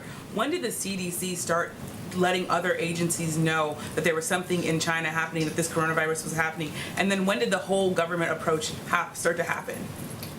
So I'll let the CDC or Dr. Fauci, you want to talk to that? Yeah, Dr. Secretary Azar, please. Yeah. Yeah, so we were alerted by some discussions that Dr. Redfield, the director of the CDC, had with Chinese colleagues on January 3rd. It's since been known that there may have been cases in December, not that we were alerted in December. Then, Mr. President, the other question I have for you. Excuse me, we'll do it in a second. Let Mike, he has to go May I back. just have one more thing? There's been some discussion about China and what they knew and when they knew it. And I've been very critical. We need to know immediately. The world is entitled to know. The Chinese government was the first to know of this risk to the world. And that puts a special obligation to make sure that the data gets to our scientists, our professionals. This is not about retribution. This matters going forward. We're in a live exercise here to get this right. We need to make sure that even today, the data sets that are available to every country, including data sets that are available to the Chinese Communist Party, are made available to the whole world. It's an imperative to keep people safe. We talk about the absence of data sets, not being able to make judgments about what to do. This is absolutely critical. This transparency, this real-time information sharing isn't about political games or retribution. It's about keeping people safe. And so when you see a delay in information flowing from the Chinese Communist Party to the technical people who we wanted to get into China immediately to assist in this, every moment of delay connected to being able to identify this the risk vectors, creates risk to the people all around the world. And so this is why it's not about blaming someone for this. This is about moving forward to make sure that we continue to have the information we need to do our jobs. Mr. Secretary, what message do you think it sends to other countries when you have the President of the United States lashing out at reporters? I've had my frustration with reporters too. All I ask when I talk to the media is that you listen to what we say and report it accurately, and it's frustrating. It's frustrating when you see that doesn't happen. It's enormously frustrating. We have a responsibility to tell the American people the truth, and those who are reporting on what it is we're doing and saying have an equal responsibility to report accurately. What message does it send to countries when you're lashing out at reporters? I've seen many things at the State Department be reported wildly inaccurately on multiple occasions, and I have spoken to those reporters about it each and every time, and I will continue to do so. Mr. President, Senator Johnson has suggested... Well, I'd rather have, if you could finish up with the Secretary of I State. think I've worn him out, Mr. President. Well, let me Is ask everybody you both. finished, Secretary of State? Let me ask you both, if that's all right. Mr. Secretary, Senator Johnson has suggested that you and the administration may be overreacting. He said, we don't shut down our economy because tens of thousands of people die on the highways. We don't shut down our economies because tens of thousands of people die from the common flu. At worst, 3.4% of Americans will die from this virus, he said.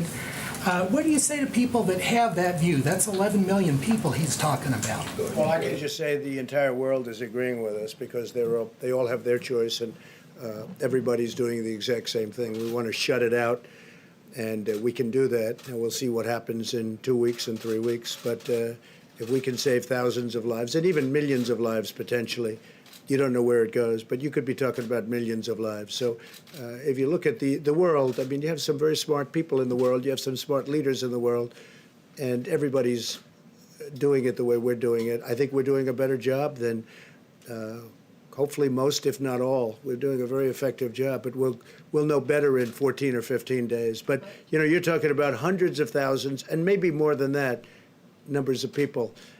And, you know, we can bring our finances back very quickly. We can't bring the people back. Mr. President, to follow up on that, there are millions of people out there that share that view, that say, I don't really need to shut things down. I don't really need to stay away from stores. I can go to the beach. And those people making multiple actions exponentially, it's the difference between life and death. Yeah, I agree with that. But I think I'd like to have Anthony answer that, because to be honest, that's what he does. And we had a lot of very talented people telling us what they think we should do. Thank you, Mr. President. First of all, I think that's a false equivalency to compare traffic accidents with. I mean, that's totally way out. That's really a false equivalency. When you have something that is new and it's emerging, and you really can't predict totally the impact it's going to have, and you take a look at what's going on in China, and you see what's going on right now in Italy, and what's happening in New York City, I don't think with any moral conscience you could say, why don't we just let it rip and happen and let X% of the people die? I don't understand that reasoning at all. Okay, so Secretary of State will be leaving. Any other question? Go ahead in the back, please. In the back for Mike. Thank you, Mr. President. Excuse me, I didn't call on you. Go ahead, please. Thank you, Mr. President. Two things. In New York, where cases are doubling every day, they fear that supplies are going to run out in a matter of weeks. Yesterday, Mayor Bill de Blasio called on you to mobilize the military to deliver urgent supplies. Yesterday, he said, quote, the fate of New York City rests in the hands of one man. He is a New Yorker, and right now he is betraying the city he comes from. I've personally spoken to emergency department nurses who say that they've been told not to wear N95 masks because supplies are so low. So how do you respond to those remarks by Mayor de Blasio? Well, I just think this. I'm not dealing. When will those supplies arrive? I'm not dealing with him. I'm dealing with the governor, and the governor agrees with me, and I agree with him. So far, we've been very much in sync. I guess they're not agreeing with each other necessarily, but the relationship with New York, I love New York. I grew up in New York, as you probably have heard, and the relationship's been very good. And I think government and the governor have been getting along incredibly well with the federal government. Okay.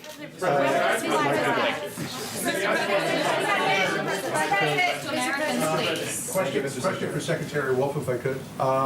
Just on illegal entries of people who are OTM, how will the turnback process work? Will they be taken to a common area and then put on a plane and sent back to northern triangle countries or others? I mean, how would that process work? Again, it's a public health crisis, so what we're trying to do is limit the amount of contact that we have with these individuals, not putting them in Border Patrol facilities, ICE detention facilities, and the like. So it's going to be very rapid. We're going to obviously take them into custody and then send them back to a port of entry or other means. So it'll be very quickly.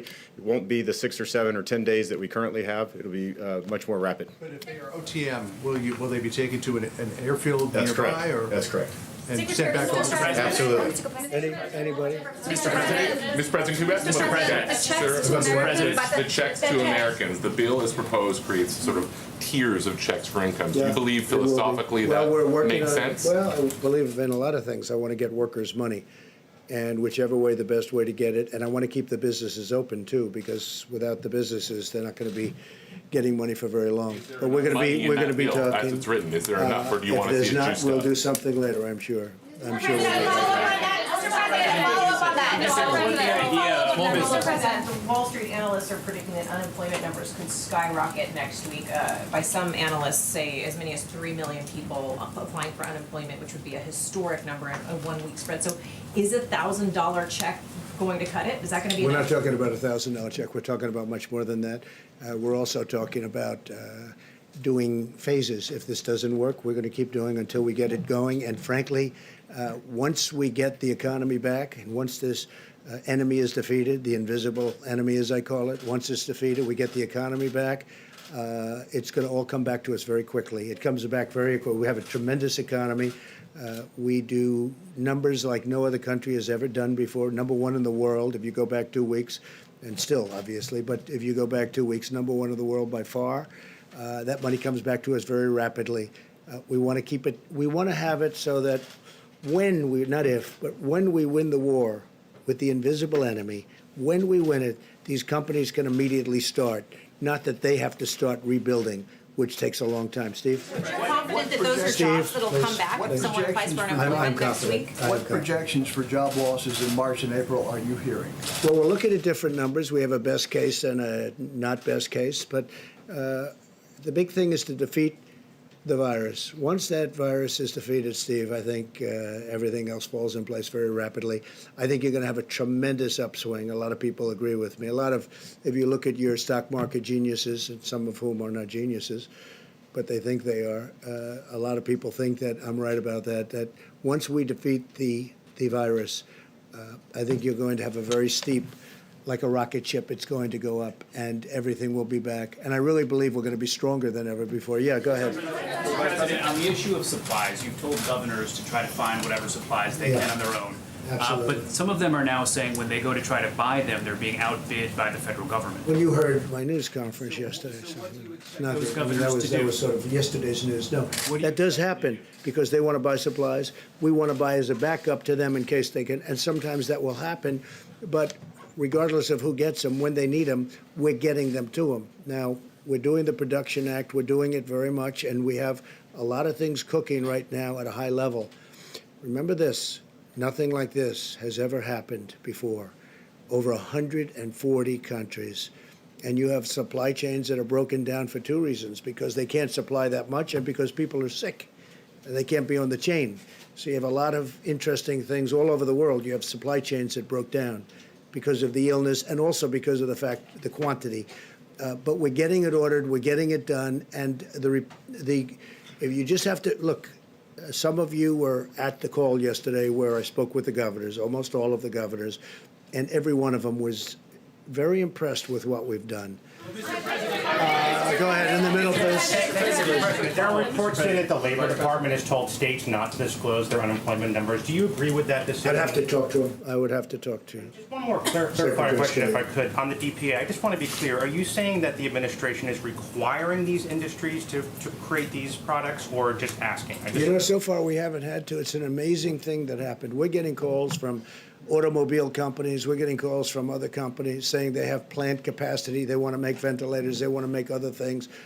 We are literally being besieged in a beautiful way by companies that want to do the work. They want to do the job. They want to help us. They want to help our country. So we haven't had a problem with that at all. President, how do you help out states and localities that are trying to bid on things like ventilators and other items, but are being outbid by the Well, when they call us, they let us know. If there's a conflict, they will call us and we will drop our bid because we want them to go first, because their point of sale. So we've had 4 or 5 instances where literally that was happening because, we're both trying to get stock. And if we're going against, they will call us, the smart ones, frankly, will call us, and we will immediately, we want them to buy it because it gets to them quicker if they buy it. Do they know that they're? We're really there. They know that, and it's happening more and more where they're calling and they're saying we're bidding against each other. They want to get it. They'll get it much quicker that way. Go ahead, please.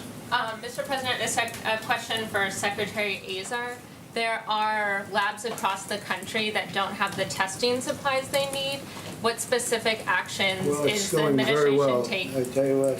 What specific actions We inherited are an being obsolete taken? deal, and we made a good thing out of it. I haven't heard that question in a while, but go ahead. Yeah, Why don't you- so first, we're making tremendous progress in terms of lab testing. Tens of thousands of tests are being done every single day, both through the CDC and the public health labs, as well as now through the private sector commercial labs. They're getting to scale. They have supplies. They have high throughput. We do hear anecdotally, occasionally, of, say, a public health lab or another one that has a concern about this supply or that supply. Through FEMA, we actually are standing up a laboratory task force to answer those questions. Usually, it's that the lab people do not understand that there are actually alternative supplies in the marketplace that they are perfectly free to use. We've actually had to put out some common myths and truths about that. For instance, the other day, we were getting calls from governors saying, we don't have swabs, there are no swabs, there are no swabs. Our supply people went in the open marketplace and bought 200,000 swabs in the open market, and I just sent a letter to every governor sending them swabs. So some of it's just they aren't listening or checking with us about all the freedom, all the capacities out there. It's a complex system with 330 million Americans and all of these labs. So sometimes there's a lab that doesn't understand how much flexibility they have and how much supply there is out there. And we're working through the new FEMA Integration Center to help correct that for folks. Secretary Azar. Be happy to. How well that's working. Well, as I said, more and more tests are being performed every day. And as we learn about the results that are being reported around the country of coronavirus tests, our experts continue to look at the numbers and see that some 90% of Americans that are tested do not test positive for the coronavirus. And so it can give you a sense of the magnitude of testing that's going on. We have the number of cases that we've reported today, but it's in some cases near to 10 times that have been tested. But let me also emphasize how important it was in answering these questions for governors and local officials that the President stood up FEMA and the National Response Center, where we briefed governors yesterday. Now, every governor and their state health departments have the ability to reach out to our regional FEMA administrators. And that's how, as the President said, we're sorting out those potential conflicts between very significant federal purchases and procurements and as hospitals and state governments are purchasing as well. I think the new streamlined system operating now in all 50 states and our territories of governors and states going through their regional administrator for FEMA is going to make it more possible for us to ensure that our hospitals, our healthcare providers have access to what's available on the open market and elsewhere. Mr. Vice President, you're the head of the task force. You've seen the numbers. You've spoken to average Americans. You're a former governor. What do you say to Americans right now who are watching and who are scared? I would say do not be afraid, be vigilant. All the experts tell us that the risk of serious illness to the average American for the coronavirus is low. But we need every American to put into practice the President's coronavirus guidelines, 15 days to slow the spread, because the coronavirus is about 3 times more contagious than the flu, according to our best estimate. And you can contract the coronavirus, have very mild symptoms, if any, not even be aware that you have it, and expose someone who is vulnerable to a very serious health outcome. That's the reason why we're encouraging people to avoid groups of more than 10 to not eat in restaurants, but to use drive-throughs, to wash their hands on a regular basis. And particularly, we're going to continue, as the President has directed us, to focus on the most vulnerable population, which are seniors with serious underlying health conditions or anyone with an underlying immunodeficiency. It's those people we need to care for, but it's going to take all of us working together to make sure they're safe. Mr. Vice President, on the issue of ventilators, Mr. Vice President. Because you just said that you haven't had to require companies to up their production of medical supplies. But you said last night you invoked the But I didn't say that. DPA. I'm confused. When we need Require something, them, when we or- need something, because of the act, when we need something, we order something. And as you know, 2 days ago, I invoked the act, which was a big step. I'm not sure that it had been done before, certainly not very much. And when we need something, we will use the act. What has happened is, before we even go out, many, many companies, great companies in a totally different business are willing to do things and make things, because that's what they do. They make product. They're willing to make product for us, medical product, that we need very badly for the states, that the states can't get, they haven't been able to get. And you know, most of the states, in no way did they do anything wrong. They were stocked up. They were all equipped.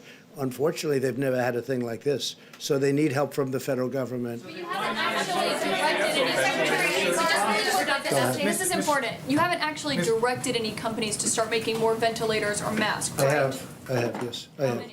Companies. A lot. And they're making a lot of ventilators, and they're making a lot of masks. Go ahead, please. Go ahead.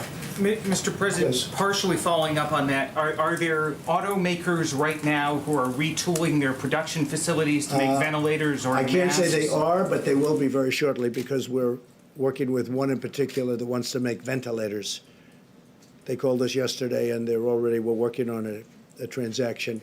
They're going to make ventilators. They say they've done it before, which surprised me, but they can do it very easily. Secretary Azar, this is partially for you, partially for Secretary Azar. You said yesterday that you had spoken to Carnival Corporation's chairman. Carnival, yeah. Yes, and he said that he could donate some No, ships. not donate. That's not the Or word not donate, donate. okay, He didn't- lend, He's not lend, giving them. He's going to let lend. you use them. I Okay. spoke with Mickey Lend. Harrison, who's the president, chairman, CEO, and owner. And he got could every lend title some he can ships have. to potentially He be said hospitals. he said to me that he was willing to, if we need ships for helping people, that Carnival would be absolutely willing to help us in Los Angeles, in New York, wherever they may be, in Miami, where they're very big. If we needed something, they would be willing to. So far, we haven't needed to, and we're bringing the big hospital ships up in California. We're working with the governor of California, as you know, with Gavin, and we haven't made a determination. We're also talking to folks who would like it in Seattle. So we're discussing where it can be most useful. We've spoken with Governor Cuomo, and we're bringing the big hospital ship up in 2 weeks, and we're going to have it in New York Harbor, someplace in New York Harbor. So my question is, one, it sounds like you haven't taken them up on it yet, but No, I have taken you them up. I could. said if we need it, I'll let you know. Okay. That's called taking them up. And secondly, Right now, we don't need it. ships have a lot of frequently contacted surfaces, and so this is where you come in, Secretary Azar, potentially Dr. Fauci. Do you have concerns about the cruise ships being used as hospitals? Well, I can tell you they're very clean, and also those surfaces, the germ, as you know, the virus, disappears over a period of time.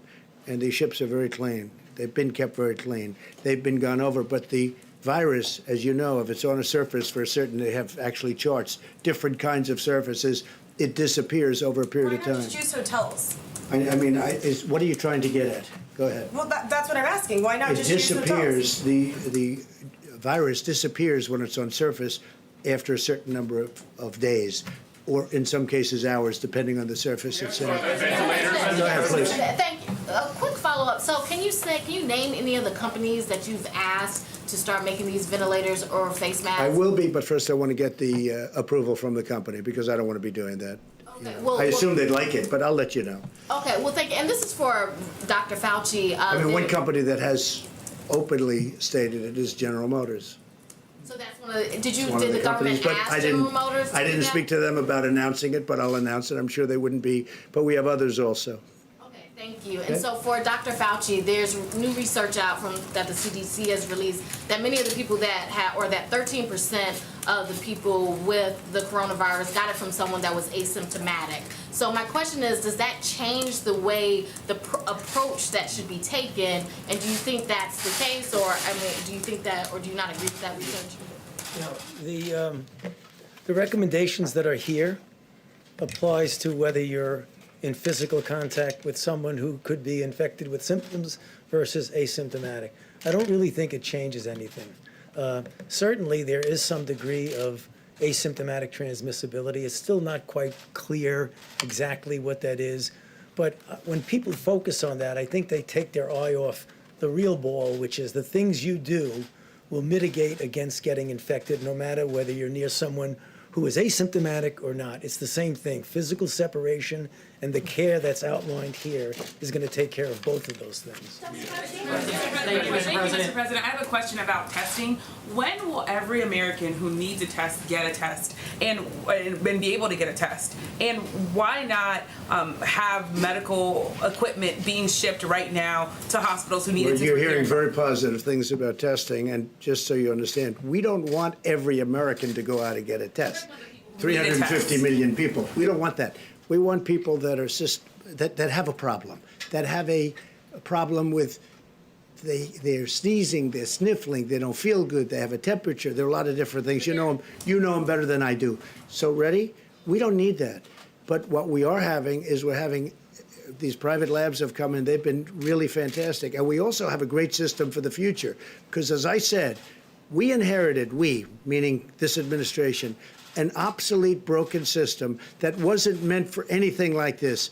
Now we have a system that you can see, because look, we're well into this and nobody's even talking about it, except for you, which doesn't surprise me. There are Americans, though, who say that they have symptoms and they can't get tests. Well, okay. What do you say to the Americans who are scared that they have symptoms and they can't get tests? But we don't want everybody to go out and get a test, because there's no reason for it. Yeah. Americans who have symptoms. We'll do one more after this.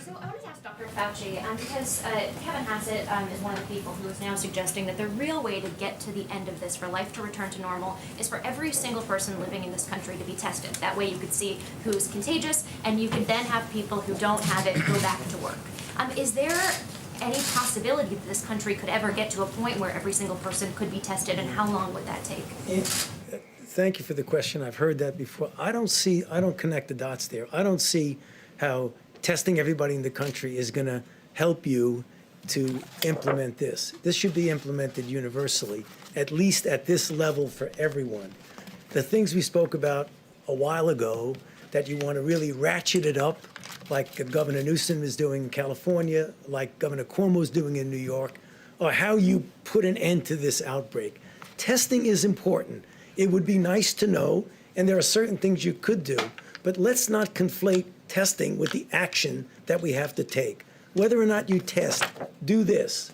I'm not putting down testing as an important issue, but people seem to link them so much that if you don't have universal testing, you can't respond to the outbreak. You really can. But I do think, and that's after listening to Tony and everybody else that's an expert, I do think it's important that not everybody be tested. If you feel great and if you have no symptoms whatsoever, it's just not a good thing to be doing. All right, Steve? A question for Dr. Fauci. Yesterday you mentioned the possibility of aerosol transmission of the virus. How likely is that to happen? The possibility of aerosol transmission always comes up when you have situations like that. It comes up with influenza. It came up with SARS, in which there was a documented, one-off episode of some aerosol transmission. Aerosol means that it can stay in the air for a period of time because it's in a droplet that's very small and doesn't go down. Is it possible that there is aerosol transmission? Yeah, it certainly is.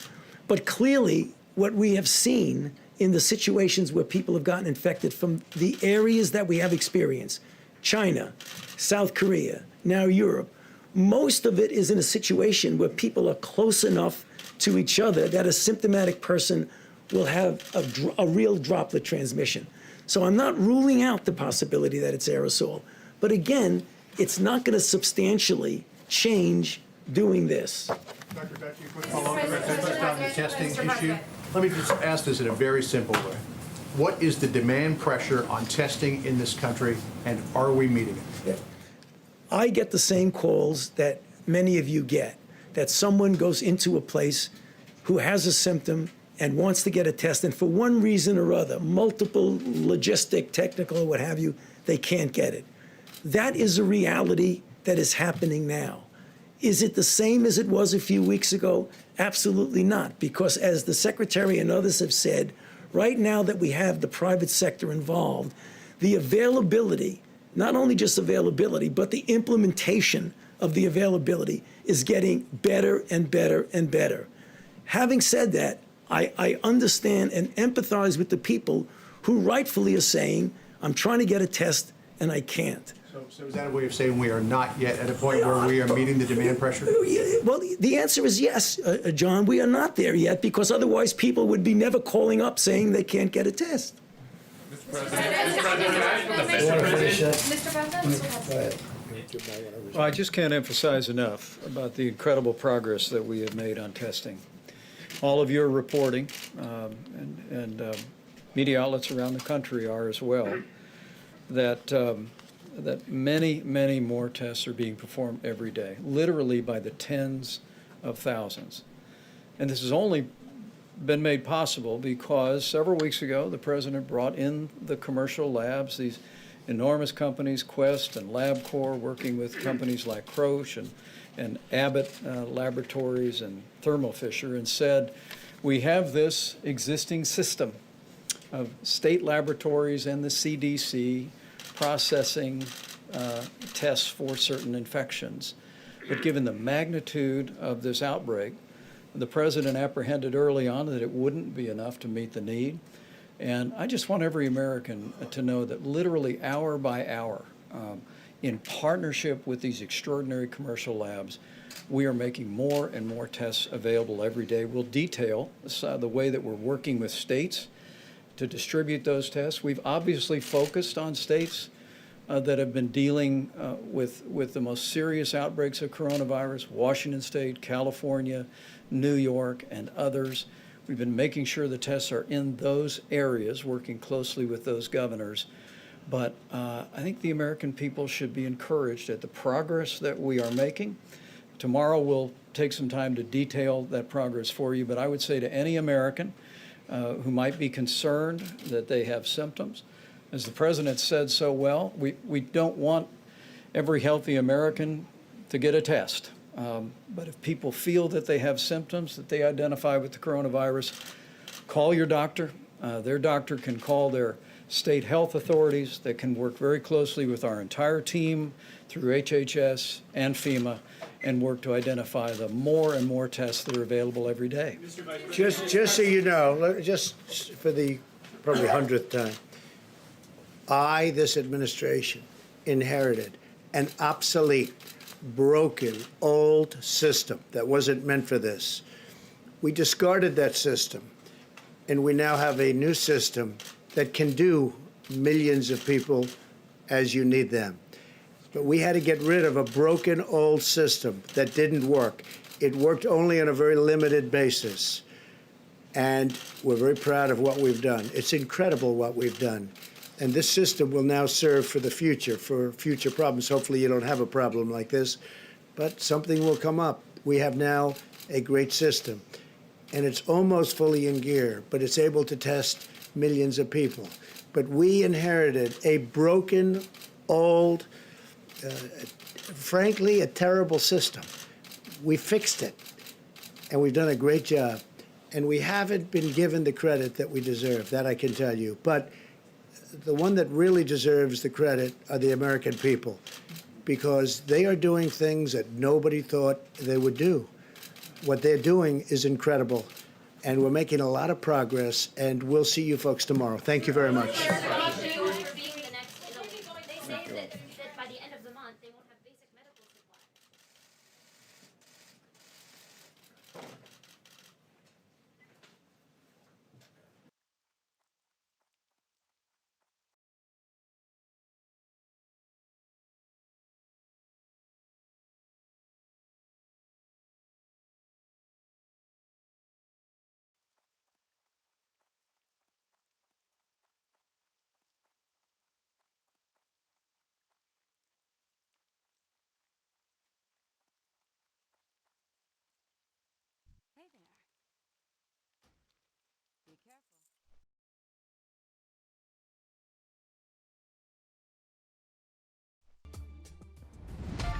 Good evening, I'm Adrienne Arsenault. And I'm Andrew Chang. Tonight, how long can these extraordinary measures to stop the coronavirus last?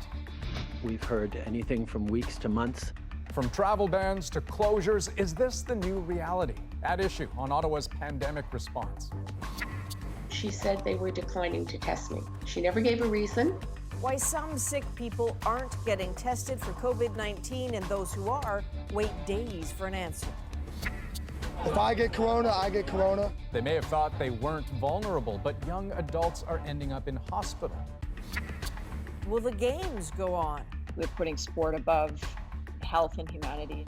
Athletes speak out after they're told find a way to keep training. This is The National. Canada's aggressive COVID-19 containment measures were intended to help keep the virus out, but for many, an effect has been to keep them stuck inside with their worry and stress. And while the Prime Minister tries to reassure Canadians, he is warning that this could go on for some time, weeks, even months. I know people are worried about what the days and weeks ahead hold, but there's no doubt these are uncertain times. So let's take you through the numbers. More than 870 cases across Canada now, with big jumps in 4 provinces. There are 40 new cases in BC, where an 8th person has also died. Alberta has 27 new cases and its first death. In Ontario, a second death and 44 new infections. And Quebec recorded 27 new cases. Across the country, at least 12 Canadians have now died. And as those numbers increase, so do questions and concerns about testing. We're hearing more and more from sick Canadians who say they're being told they can't get a test. Vicadopia looks into why that is. COVID-19 is surging in Spain, 11,000 cases. So when Lanny Selleck returned from there with cold symptoms last week, she called her doctor's office right away. The doctor triaged me over the phone and said, yes, I fit the protocol for testing. Then the retired CBC producer called this hospital to arrange for a test. She said they were declining to test me. She never gave a reason. With more and more people testing positive for COVID-19 in Canada, wait times for test results are getting longer, and the world supply of a chemical compound used in labs is running low. So in some places, that changes who qualifies for a test. CBC News has obtained a copy of new triaging criteria one Toronto hospital is now using. It advises against testing people who don't need urgent care or aren't pregnant. This ER doctor at another hospital in Toronto says certain healthcare and institutional workers will also get tested. These are groups that we would certainly want to test because we worry about the risk if they do have the infection. Reducing testing has risks. South Korea, Taiwan, and Hubei province are credited with controlling their outbreaks with aggressive testing, not by rationing it. They've been testing continuously, including all contacts, and they've also been starting to survey the general population to get a sense of the level of community spread. The scientist says it's time to call in research and university labs to help clear the backlog of tests in Canada. I think we're in emergency times and we should do this safely but expedite where we can. There are molecular and cellular biology labs around this country who are itching to contribute to this effort. For people like Lanny Selleck who have moderate symptoms and can't get a test, health officials have the same advice. Stay home. Vicadopia, CBC News, Toronto.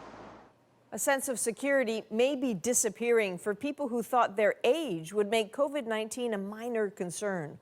Ontario's second fatality linked to the virus is a man in his 50s, and a report has raised concern by revealing just how many serious U.S. cases involve people even younger. Ellen Morrow looked into the real risks.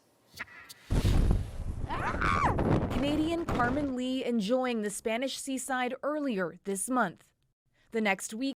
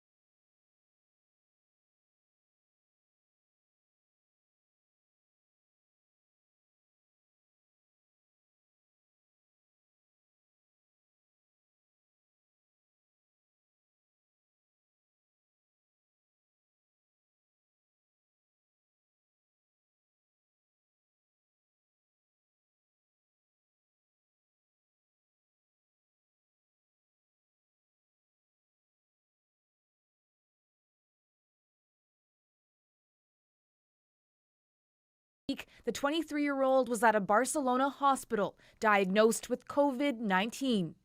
I had some discomfort breathing and speaking. I did have a high fever, and I was really struggling with some of the lung issues.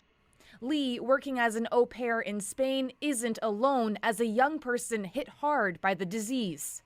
A new U.S. report found that of the first 500 people hospitalized in that country with COVID-19, 38% of them were between 20 and 54 years old. Of those admitted to intensive care, 12% were between 20 and 44 years old. The numbers show the coronavirus isn't just dangerous for the elderly. Still, these spring breakers were breaking all the rules, choosing social lives over social distancing. If I get corona, I get corona. At the end of the day, I'm not going to let it stop me from partying. I'm worried for the older people, but not for me. Even though older adults are most at risk, the sobering statistics, this doctor says, means everyone needs to be concerned. Not only can this affect you and take your life, it could take the life of someone that you care about. Not only that, a surge in cases could overwhelm frontline doctors. This could happen very fast. We could reach or exceed capacity very quickly. What would you say to Lee has seen firsthand how sick the young can get. I have friends here who have been in more serious situations, and they are young people. You're not invincible to this. Any person at any age can develop pneumonia, and it can be severe. Lee is now waiting for her symptoms to fully subside and life as much as possible to begin again. Ellen Morrow, CBC News, Toronto. For more on this, let's turn once more to Dr. Isaac Bogosh, an infectious disease specialist. We've been relying on you for quite some time, and we keep hearing, doctor, that older people or people with compromised immune systems are the ones at risk of getting seriously ill. But you listen to a story like that, has that changed? Not really. I mean, I think the data is still pretty strong that the older people are, the greater risk they have for having a more severe outcome and a more severe course of this infection. There's excellent data from Italy, from China, now even emerging from the United States that if we look at the, sadly, the ultimate outcome, life or death, death is overwhelmingly represented in people over the age of 60. Now, of course, people over the age of 60, if they get this infection, that doesn't mean they're going to succumb to this illness. It just means that they're significantly more likely to have a more challenging course compared to younger individuals. So should this information, though, that we're hearing out of the United States, for example, change what our public health interventions or behavior should be? No, absolutely not. I think the same rules apply if you're 15, if you're 55, or if you're 105. We've heard about social distancing measures, and these are extremely important. So people should avoid large gatherings. They should be working from home. They should just be spreading apart to really reduce an individual's likelihood of acquiring this infection and also to reduce transmission in the community. Okay, Dr. Bogosh, thanks again for helping us understand what's going on. Anytime. Now, all of these prevention efforts are certainly affecting Canadians' ability to earn a living. Some are already at the financial brink. But again, today, the Prime Minister promised help is coming. The bottom line is this. We're giving you more help when you need it. If you're a parent, we're here for you. Just like for the single mom of two who will get nearly $1,500 by the end of May because of the increase in the Canada Child Benefit and the GST credit. If you're worried about making ends meet, we've got your back. That assistance will not be immediate, however. The government said the extra money will not start flowing for 2 to 3 weeks. And that's the tricky part. The measures Trudeau announced earlier this week do amount to tens of billions of dollars for support for businesses, workers, and families. But Farmer Ali spoke to workers who fear it'll be too little, too late. Hi, welcome to Get Fit with Dave. Personal training has been Dave Shimkovich's life for 10 years.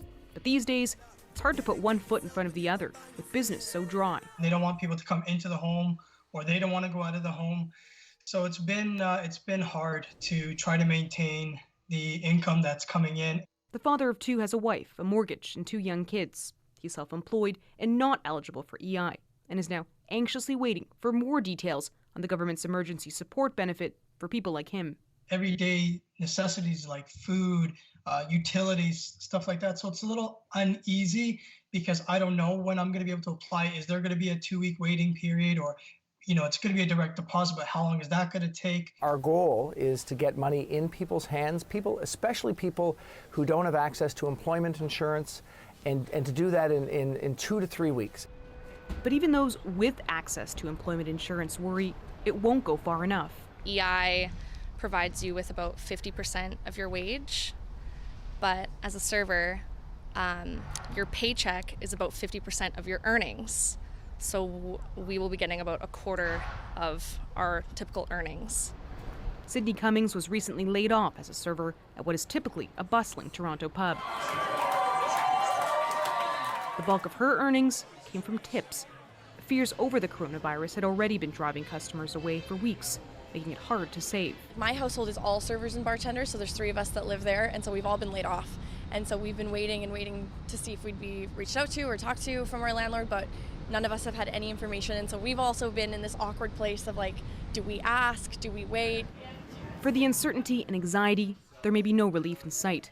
Government officials have signaled that social distancing could continue for weeks, even months longer. Farah Morali, CBC News, Toronto. As COVID-19 spreads, workers in Nova Scotia are facing a temporary shutdown at one of the province's major employers, Irving Shipbuilding. The company is laying off 1,100 employees. That's the bulk of its workforce for 3 weeks, citing absenteeism and trouble with suppliers. Irving has been working on federal contracts to supply naval ships worth billions of dollars. And CBC News has learned thousands of cabin crew working for Air Canada are expecting big layoffs. In a letter sent to staff, the airline says flights scheduled for April are down 80% from usual as demand drops and governments tell people not to travel. Air Canada Rouge won't be flying at all. More than 5,000 employees will temporarily be out of work. In Alberta, the economic shock is for some frightening. In a matter of days, the price of oil sands crude has simply collapsed. Carolyn Dunn has the reaction from a province feeling sudden pain that could rapidly spread to the rest of Canada. Filling up these days is like going back in time. Gas prices the lowest they've been in more than a decade. It's crazy low right now. It's insane. But don't expect consumers to celebrate, at least not in Alberta. I am rather worried about how the Calgary economy is going to go from here. I mean, everybody's suffering right now, so definitely, it's going to take a toll. Just ask Bob Pelzer. He's cut staff hours at his gas station by 2/3, and he's paying out of his own pocket to keep the doors open. Some of the fuel in our ground, we are losing over 6 cents a liter, so we're paying people to buy our fuel. There's a double whammy driving global oil prices down. Saudi Arabia and Russia are in a price war that's flooding the market with cheap oil, and the coronavirus is driving demand down, shockingly fast. Rush hour reduced to a trickle as people stay home from work and social activities. We have never experienced anything like this in the history of our energy industry. When layered on top of a massive global contraction in demand, and layered on top of 5 years of economic and social fragility, Mr. Speaker, we are facing a period of profound adversity. Former MP turned petroleum analyst Dan McTeague says only a price bounce back followed by a stable market will stave off economic calamity, and not just in Alberta. Otherwise, there will be long-term implications for the Canadian economy, and I think 2020 looks like it's going to be a year that will be a write-off as we continue to go into what appears to be a deeper and deeper recession. A steep price to pay for cheap gas. Carolyn Dunn, CBC News, Calgary. So COVID-19 is having a major impact as each province and city steps up measures to manage the virus. Anita Bath is tracking stories from communities across Canada. Andrew, let's start in Ontario, where MPPs returned to Parliament to pass emergency legislation to give Ontarians relief through this pandemic. That includes helping to keep grocery stores and pharmacies fully stocked. Right now, municipal noise bylaws prevent them from accepting deliveries at certain hours. So we're going to bring temporary changes to allow them to accept deliveries 24 hours a day, 7 days a week. Premier Doug Ford is reassuring that there is supply in place, so there is no need to panic buy. There is, however, concern about supplies in Ontario hospitals. A group of Toronto researchers is forecasting that the province will run out of ventilators and intensive care beds in just 37 days. They say this would still happen even if the current rate of COVID-19 is cut in half. Moving over to Quebec, the Premier is asking people to stop moving around the province, avoiding all non-essential travel from one region to another. Right now, it's important to say that there's no possibility short-term to close a region. But we saw in other countries that it was successful to do so if you have many cases in a specific area. And the family of the first Quebecer to die from COVID-19 is pleading for people to listen to the warnings. Mariette Tremblay was living in a senior's home northeast of Montreal. The 82-year-old got the virus from a visitor who'd come from overseas. Her family says they hope her death will help save lives. Show good citizenship, social responsibility, and stay home. We didn't have a chance to save Grandma, they say, but you have a chance to make a difference now. The family says everything must be done to prevent human tragedies like the one we are experiencing.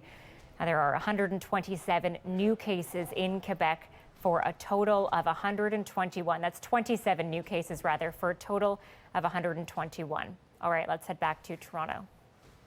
All right, thanks, Anita. There are dire warnings tonight in the United States about its ability to treat the coronavirus, with fears and supplies about to run out. That comes as the number of reported coronavirus cases there climbs past 13,000. New York State has the most cases, more than 5,300. The jump is believed due to an increase in testing. And late tonight, an extraordinary step from the governor of California. He is putting the entire state into lockdown, ordering all 40 million residents to stay home. As Paul Hunter tells us, it's part of increased action across the country to prevent the spread. Until today, the sight of spring break crowds ignoring social distancing, now forced into it, as authorities in Miami Beach today shut the beach altogether.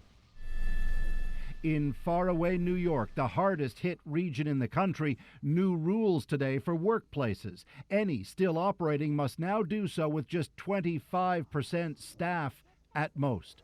Medical supplies in New York City, meanwhile, may not last the month. And on the desperate need for more medical gear, the state's governor today implored Washington. This is a war.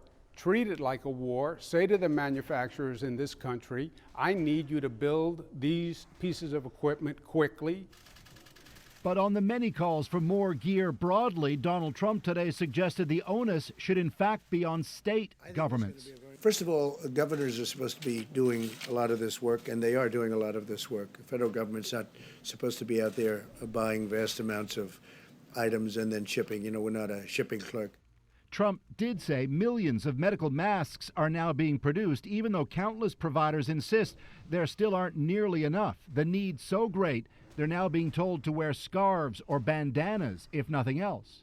Meanwhile, in Washington state, the dire need is for more hospital beds now. So they're building an ad hoc facility on a soccer field, while Trump considers an offer to use emptied cruise ships for hospital overflow. Some ships that would be ideally suited for what we're doing, and certainly they have a lot of rooms. They're big and they have a lot of rooms.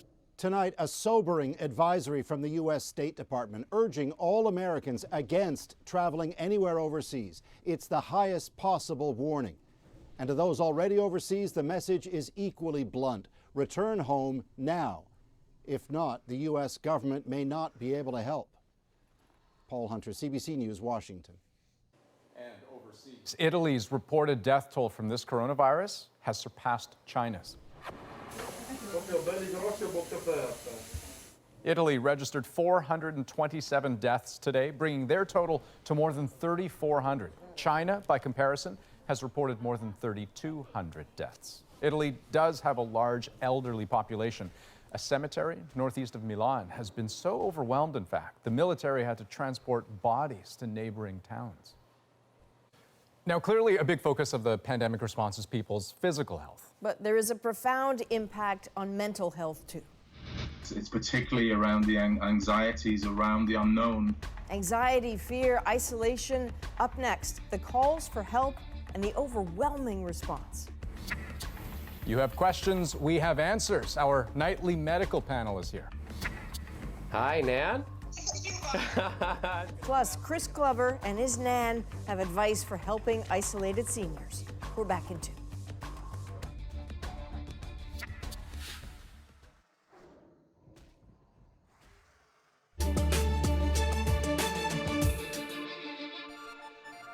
Social distancing may help slow down the contagion, but it also breaks down social connection. And for those who already felt isolated or trapped, the response to COVID-19 presents its own risks. Here's Joanna Remiliotis on the mental health challenge and the people rising to meet it. It's the emptiness that can be overwhelming. For many, the pandemic is filling them with a mild sense of panic and a looming sense of dread. In the new reality of self-isolation and social distancing, even more are looking for help online. On the Big White Wall, an anonymous mental health forum, the number of anxious posts about the coronavirus are surging. Sort of anxieties about the shutdowns as well. Ian Tolman oversees the wall guides, the mental health practitioners who monitor the site.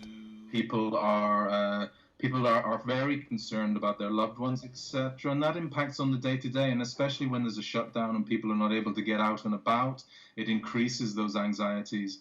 We met Cassandra Somer-Flower in Ottawa last summer. It was soon after she started relying on the Big White Wall to help with her anxiety. She says it's even more of a lifeline now. So there's just a lot of stress, but I think with the right supports, being with my family, using the Big White Wall community, and just generally trying to stay positive, I think it's going to be okay. It's the unnerving truth. As more people are told to stay away from each other, more need each other too. On Kids Help Phone, the calls and texts from anxious young people and adults are pouring in. We're also really worried about, with isolation comes the potential for increased domestic violence. Everyone's in a state of worry and angst and anxiety, increased abuse, increased bullying or cyberbullying. Those kinds of behaviors come out in heightened emotionally charged times. It is alarming, and yet what is gaining traction here too, the willingness to offer a hand. When the line called out for help, more than 800 people volunteered. And online, more resources are added daily, guides offering strategies on how to cope and how to talk about the fear of the unknown. Oh my God, that's so cute. Then there's this, an emerging alternative to the real thing. Teresa Smith organized a virtual wine and cheese with friends. We agreed that while we need to stay away from each other, we still need to create social connection. Cheers! It's a toast to the need to connect, now more than ever. Joanna Remiliotis, CBC News, Toronto. What a great idea.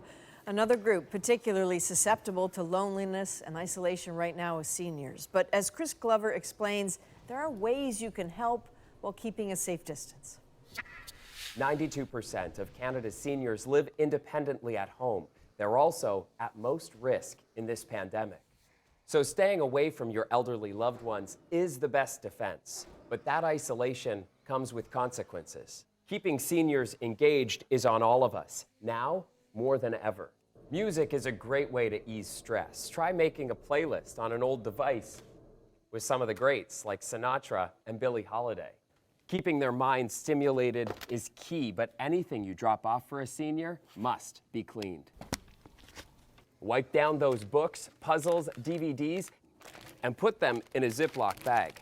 They get some new entertainment, and you keep your germs to yourself.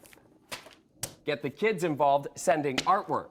The senior in your life will enjoy it for days, plus it'll occupy the little ones. Added bonus. COVID-19 is catapulting many seniors, including my own Nan, into the digital age. Hi, Nan. Why can't I see you? Can you see me?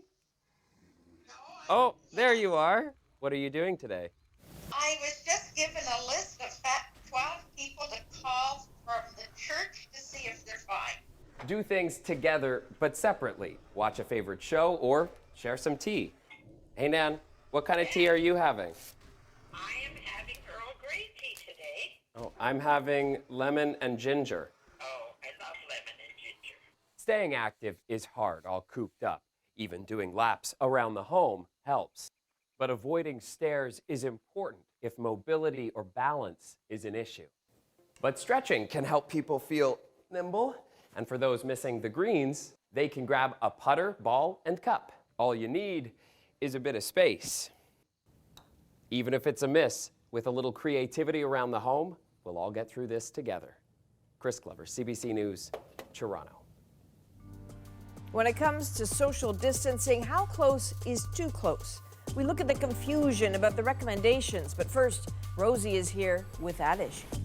That's right. With the number of COVID-19 cases in Canada on the rise, the political response has also been escalating.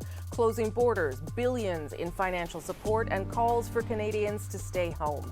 How is the government managing in this unprecedented time? Chantal and Andrew will join me after the break.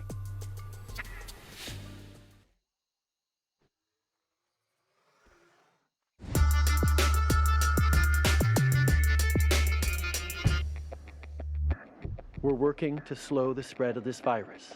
We're taking steps to support you through tough times. There is nothing we won't do to keep you safe and to protect your health.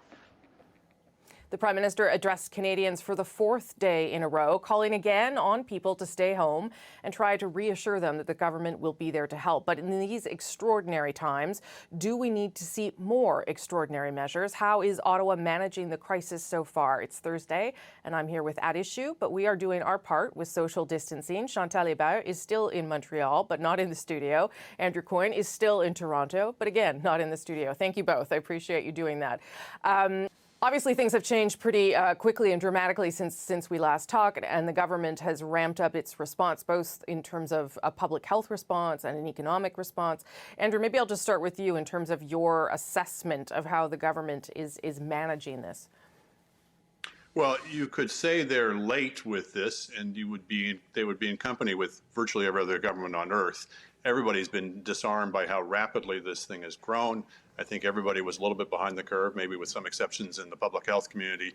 But short of them, it's hard to criticize, because I certainly didn't see the necessity for as much as they've now finding they're having to do, as you say, both on the public health front and on the economic front, and of course in terms of closing the border. These are extraordinary measures that they are improvising on the fly in the space of a few days. I think you would now say they have more or less caught up with the gravity of the situation. Chantal, I'll get you to weigh in on how you think the government is doing. I think on a number of fronts, the government has done the best it could, and what any other government would have tried to do. To close the border by common assent with a partner who is at best unpredictable like Donald Trump has to be a plus, and it's being done in as orderly a manner as one can imagine. This is the longest border in the world, between two countries that are intertwined in so many ways. Federal, provincial, it's been a strength of this government that it has managed to build coalitions when dealing with big issues. Mm-hmm. Think of renegotiating NAFTA that crossed party lines. And by and large, the federal government and the premiers, although they usually don't agree on a lot of things, are speaking with one voice. And as far as I can tell, so are the opposition parties in the House of Commons, but also in the provinces. So there are no miracle cures to this, and there are no easy answers. But I think most Canadians would take comfort from the fact that their political class has found a way to speak more or less with one voice. Andrew, can I get you to weigh in on the border there? I was told yesterday that it took sort of from start to finish, although they still had details and are still working on details now, about 22 hours to get the Americans on board with this idea. I mean, Chantal's right. That's fairly extraordinary when you consider who we are dealing with. closing the border on its own, of course, was never going to be the solution that some people thought it was. It was only ever going to be a contributor because unless you're controlling, as we now know, the rate of transmission within our borders, then simply closing to outsiders was not going to help at all. And all of these measures, to some extent, depended on public opinion also moving. I don't think you could have enacted, even though it would like us, like government, to have done things much sooner. You've got to have one eye on what the public opinion would be ready to, and the kind of draconian measures that we're now all subjected to, including the way we're broadcasting this show. I don't think it would have been able to get the constituency for it 2 weeks ago. That's a good point. You have to build up sort of that ability to do that within the population. Just a last point to both of you on the Prime Minister, making it a point to come out every day. Today he didn't even have, a particular message. It was really to repeat messages to make sure people understood things, and I guess to reassure people. How do you think he's doing, Chantal? I think it's important that he does that. It would be important that he had a clear message every day and not just cheerleading. And I think the template for showing up every day, which is easier to implement at the provincial level because you have many more things you can talk about, is being set here in Quebec by François Legault, who's been doing it very successfully. But don't forget, this template in this province comes from the ice storm and Lucien Bouchard's way of showing up every day with practical details. I think it's harder for the federal government to have a new practical message every day. So the Prime Minister is going to have to be careful not just to have people come out and sound like he's got nothing to say. Andrew. This really challenges all political leaders. You certainly have to smarten up in a hurry and put traditional politics aside. People are badly frightened by this, and they're looking, as they do in time of crisis, to people in positions of leadership to reassure them, to show them the way forward.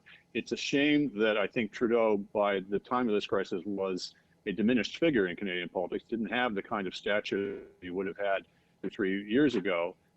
But perhaps we'll see that his performance in the crisis may lead people to rally around him.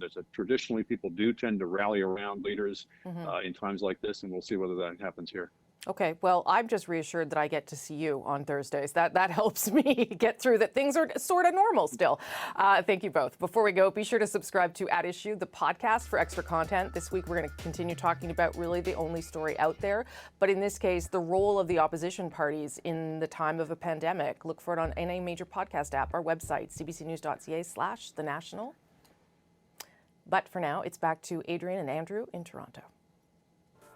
And when we come back, when I wash my hands, should I use warm or cold water?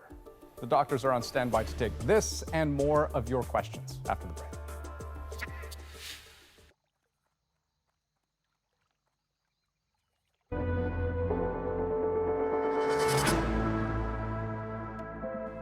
Welcome back. That time of the program where we take your coronavirus questions and put them directly to a team of doctors. Tonight, we've got Dr. Isaac Bogosh, infectious disease specialist at the University Health Network in Toronto, and Dr. Taslim Nimji, an emergency physician at Humber River Hospital.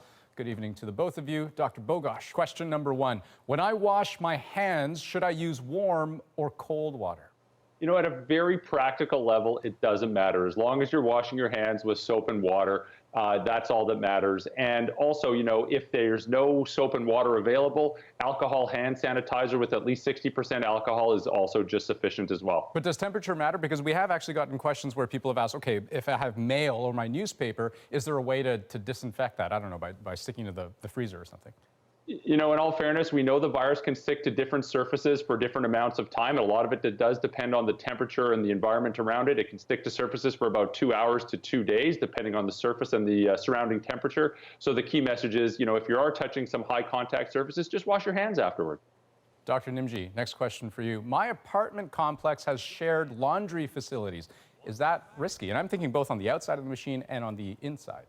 So as long as you're using regular laundry detergent or soap and a regular rinse cycle, you're fine in terms of the laundry portion itself. And then when it comes to being in the laundry room, which is a shared facility, practice your social distancing, keep your 2 meters distance. Make sure you are washing your hands either with soap and water before and after or with the alcohol disinfectant. We also got a question about air conditioning in apartment units and whether there's any risk of the virus being transmitted that way. For this particular virus, we don't have any data that suggests that that would be the case. So I don't think that you would need to sort of change the way you're using your heater or your air conditioner in your living facility. Okay, Dr. Bogosh, should I get the pneumonia vaccine since COVID-19 can cause pneumonia? Yeah, I mean, I think it's an excellent idea for people who are eligible to get this vaccine and who are recommended to get the vaccine to absolutely get the vaccine. If that's part of someone's routine vaccine schedule, 100% it's a great idea to get this vaccine, because ultimately we know that we don't have a vaccine yet for this infection. We don't have a targeted antiviral drug for this infection, and people should be in optimal health. In case they get this infection, they'll have a much better chance of fighting it off. Dr. Nimji, next question for you. How long does it take to recover from COVID-19? So it depends again on your state of health before you get COVID-19 and then how badly it impacts you. So if you're an otherwise sort of young, healthy person, for your average healthy adult, probably about a week, maybe, a little bit longer, but not much longer, similar to if you had the flu. And then certainly for those people that are sicker and requiring hospitalization, then that would move into weeks. And at the real sort of end of the spectrum for people that are needing ICU, and that's for the complication that we call ARDS, or acute respiratory distress syndrome, then you're talking multiple weeks. And if and when you do recover, I mean, how soon before you can see other people? Yeah, so there were some studies that were out there on like whether or not people were having positives or negatives, if they were re-swabbing, and these were really qualitative tests that they were using, so not ideal. Once you recover, there's no reason why we think you can get an infection again. And then once you're asymptomatic, really people are saying between 48 to 72 hours of being asymptomatic following that infection, and then you're okay to start sort of seeing other people again and not being worried about infecting them. All right. Dr. Nimji, Dr. Bogosh, that's all the time we have for questions. Thanks so much. Thank you. Now, as we mentioned, we will be asking your questions about COVID-19 every night, so send us the questions you have. You can message us directly on Instagram at CBC The National, or you can send us an email at thenational@cbc.ca. We know the pandemic has put a lot of people on edge, and some are lashing out at strangers for public behavior they think puts others at risk. Tina Lovegreen looked for the line between valid concern and needless shaming. On the first day of spring, the White Rock Pier is bustling. You wouldn't even know that there is a pandemic, and there is very little room to keep your distance. Especially in this lineup outside of a cannabis dispensary. They're just standing like sheep, and they're not thinking about anybody but themselves. Everybody's got to come together in this. Patricia Rogers has a front row seat to it all. She says she's doing her part by staying inside, but as for others, people are not taking the whole virus seriously enough. They absolutely are not. Some have gone online to criticize other people's behavior. One person tweets, "Chaos happening along White Rock Beach. Restaurants packed, huge lines, nobody social distancing. It's scary and heartbreaking." Another, curving the curve, I guess. One problem is continued confusion. Can you go outside like Vancouverites are? And what can you do there? In true West Coast fashion, many are keeping up with their fitness as gyms have shut down. I'm certainly practicing social distancing, yeah. So you're 6 feet away, you're fine. No touching. We're pretty good. I leaned back a little bit. We hung out yesterday and went to the park and just had blankets that were like 4 feet away from each other. This is not optional, and I want to be very clear. BC's provincial health officer says you can go outside, just leave 2 meters between you and others. You can walk your pet, you can go for a bike ride, you can play with your kids. And these are the things that you want to do in a small group, as a family, together. But if you have symptoms or returning from travel, it's a different story. You shouldn't even be going to the grocery store.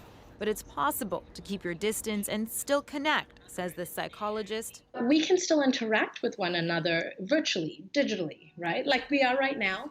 Just don't come too close to each other in person.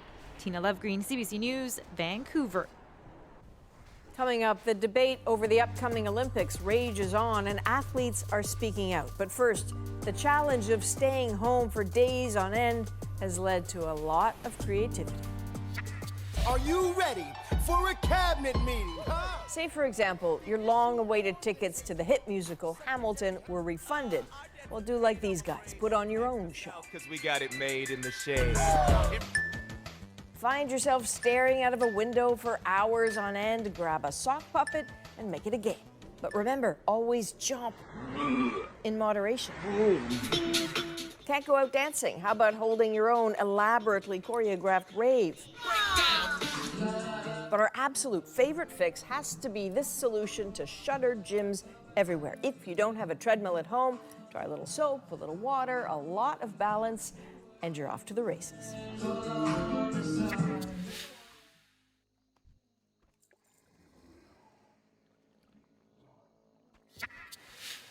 Welcome back. Despite the COVID-19 pandemic, the Tokyo 2020 Olympics are still slated to start in July, although pressure is building to reconsider. After speaking with Japan's Prime Minister, even U.S. President Trump, who was recently all for the games going ahead, isn't so sure. We don't know what his decision is, but we'd live with his decision. It's a tough situation. They've done an incredible job. But then he got hit with the same thing that the rest of the world got hit with unexpectedly. He has told us that he has not made a decision as to what to do.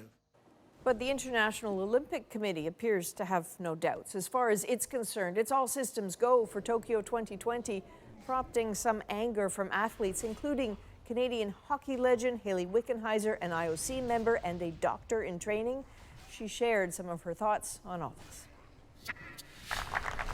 In this new world of social distancing, certainly no handshakes, it can make you wince to watch the passing of the Olympic torch. The relay is still happening, limited, no crowds, but still traveling towards Tokyo. And to hear the IOC talk, the Olympics will go ahead July 24th. We have still more than 4 months to go. With the virus raging in waves globally, Olympic bosses somehow think there might be time to make it work. The VP of Japan's Olympic Committee tested positive for COVID-19 and yet still stands by the continuing. Not so of all the athletes. Canada's Hayley Wickenheiser, an IOC athletes rep, is furious. We're putting sport above health and humanity. In a lengthy post, she called the IOC's conviction to press on irresponsible. The athletes of the world can't train. Many athletes, the pools are closed, the gyms are closed, the facilities are closed. But much more than that, they're worried about their families. If it's not safe, we shouldn't be there. It's in Japan's interest to delay a decision. It needs the revenue of the Games, likely wants to hold out as long as possible before canceling. In the interim, slowly, other athletes are speaking out, but the IOC, it seems, has made it very clear. Wickenheiser's words are not appreciated. I've already received some interesting messages from the IOC, and that's the way it works. When you fall out of line in the IOC, they don't like that. But this, she says, is a hill to die on. Now training to be a doctor, Hayley Wickenheiser hears the worries from the worlds of medicine and sport. She's not going to stay quiet. Well, in times of trouble, people show their true mettle, and Canadians are doing that in spades. We're going to show you how a Vancouver lumber store is helping a nearby hospital. First, though, because of COVID-19, BC Med students aren't in class, but they're not putting their feet up. They've sent a message to frontline health workers. We're here to help. Getting the email from the UBC medical students that they wanted to help us with childcare, with errands, with responding to things was overwhelming. So far, over 500 student volunteers have put their names forward, and over 70 requests from physicians have come in. We're having struggles finding childcare.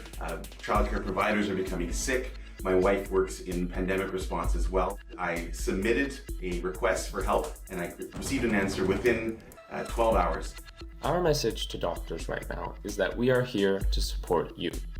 We want to help you in any way we can. It's an honor to have students like you who are willing to put yourselves put yourselves out there in a time of need to help physicians out in this time.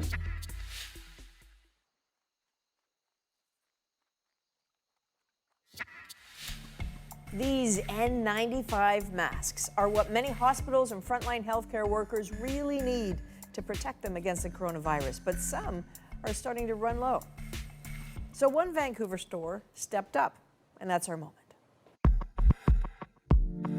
We had a call from Windsor Plywood, and she mentioned that they had some N95 masks in their storage, and they wanted to donate them to Lionsgate Hospital. I didn't know there was a shortage at hospital, so I asked my wife if there was a shortage, and she said, yeah. The next morning, I let my boss here at Windsor know. He said, pulled them off the shelves right away. Donated a couple hundred masks, and they were super duper excited to get them. This lovely gentleman drove all the way over from Vancouver to deliver the 2 boxes. And then I got another call today, and they had more boxes. Frontline people need them, so they should have them. They were delivered with a smile and received with a big smile as well. And so clearly, they have a supply of masks because of people who do woodworking, right? And so exposure to sawdust and all that sort of thing. But their generosity has apparently triggered a whole other wave of generosity with other companies having heard about what they've done and then wanting to do the same. Totally. Well, this is a really tough time, right? Everybody gets that. But I promise you, every day that we see terrible things happening, we see a barrage of these wonderful moments. Yeah. And that's Canada, and we're going to keep watching all of that. That is the National for March 19th. Good night. Good night.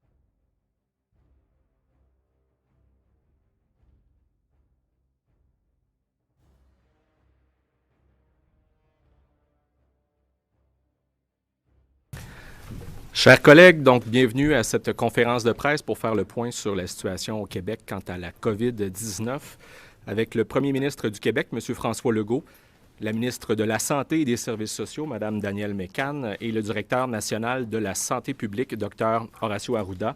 Monsieur le premier ministre, à vous la parole. Merci beaucoup.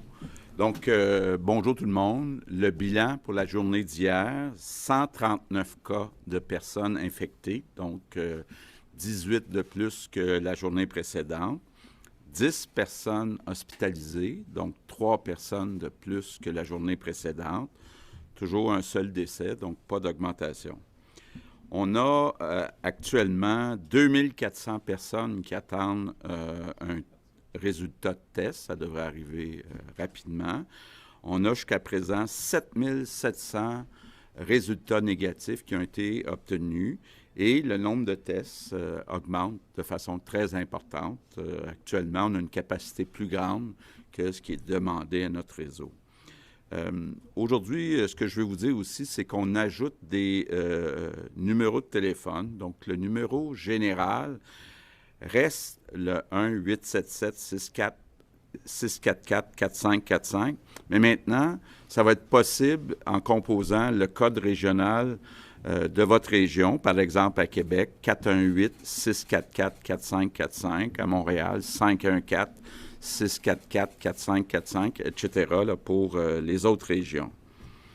Je veux vous dire que pour l'instant, quand on regarde le réseau de la santé, la situation est toujours sous contrôle. On a libéré 4000 lits qui sont disponibles, donc en reportant des chirurgies électives. Je veux vous dire aussi qu'on a assez d'équipements à court terme, mais on travaille quand même sur des scénarios plus pessimistes pour être prêt au cas où.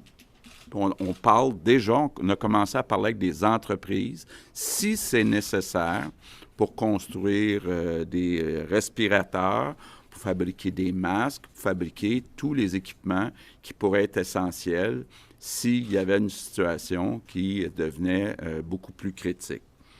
La direction de la santé publique m'assure que toutes les mesures qu'on met en place, ça donne des résultats, ça aide. Setting up have given results and are giving results and are helping in delay and postponing the contagion of a lot of people. I'm very happy to see that more and more people are now aware of what the guidelines are. Still, as of 6 p.m. tonight, we've asked Dominique Michel and Bernard Durham to record messages that are going to be transmitted over the phone to people 70 years and over in order to repeat what those guidelines are. It's also a way of being able to reassure the population as much as possible. Of course, the most important guideline is if you are ill, if you have any symptoms, please stay at home. Isolate yourself and make sure that you see no one else. We really have to make sure that we keep doing this because we have some difficult weeks coming up. People have to continue following the guidelines. Today, I want to tell you about construction sites. Right now, you've seen it in the economy. There's a lot of jobs that are being lost. The private sector in particular is facing great difficulties and has been forced to lay off some employees. We are trying, as we mentioned yesterday, to set up measures in order to help as many businesses as possible. The government, however, will be announcing in the next few days infrastructure projects that are going to be done ahead of time. I don't need to tell you that in education, in roads, public transportation, health, there are a lot of infrastructure projects which had to be done anyway. So what we want to do is do them earlier to be able to replace the construction projects that have been canceled in the private sector by these projects that are in the public sector. And it is important to say it. 270,000 jobs in Quebec are in the construction sector. And if there's an economic sector that can continue working and functioning despite the crisis, because we will be asking people to be able to realize these projects, and that means 270,000 people. Well, in order to do so, we have to make sure that all conditions and all precautions are being taken by a business. So today, what I wish to do is to address myself to all employers, all construction company owners. It is very important, if we wish to protect this economic basis in the construction sector, to be able to offer employees all the precautions that are necessary. What this means concretely is that workers in the construction sector have to have access to a place with water and soap so that they can wash their hands regularly. And I'm thinking about construction sites, for example, that are outside.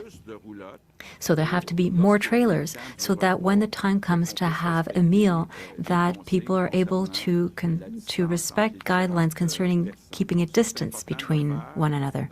So those things are really important to do. Together with Jean Boulet, we are repeating it. And of course, if a worker in the construction sector falls ill, they stay home, period. So it is important to be able to protect our construction workers. We're going to need them. This is a critical part of the Quebec economy that is going to be able to continue functioning if we do take the correct measures. So we have to protect those people. I also wish to say a word on the media. First, I wish to thank you, of course.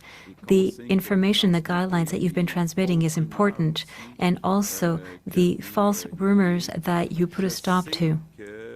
I know that the media right now are going through a difficult time financially. Of course, advertising revenue is not so good, and taking into account that a lot of businesses are closing, it's perhaps not time to make advertisements concerning cars that are being sold.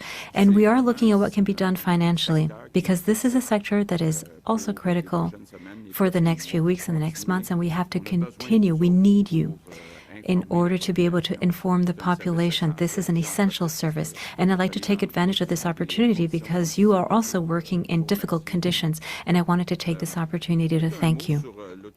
Perhaps a word on L'Auto-Québec. There was a question yesterday. We, of course, don't want people to go to the corner store only to buy a lottery ticket. So we have asked L'Auto-Québec to review the rules. This will be done probably quickly.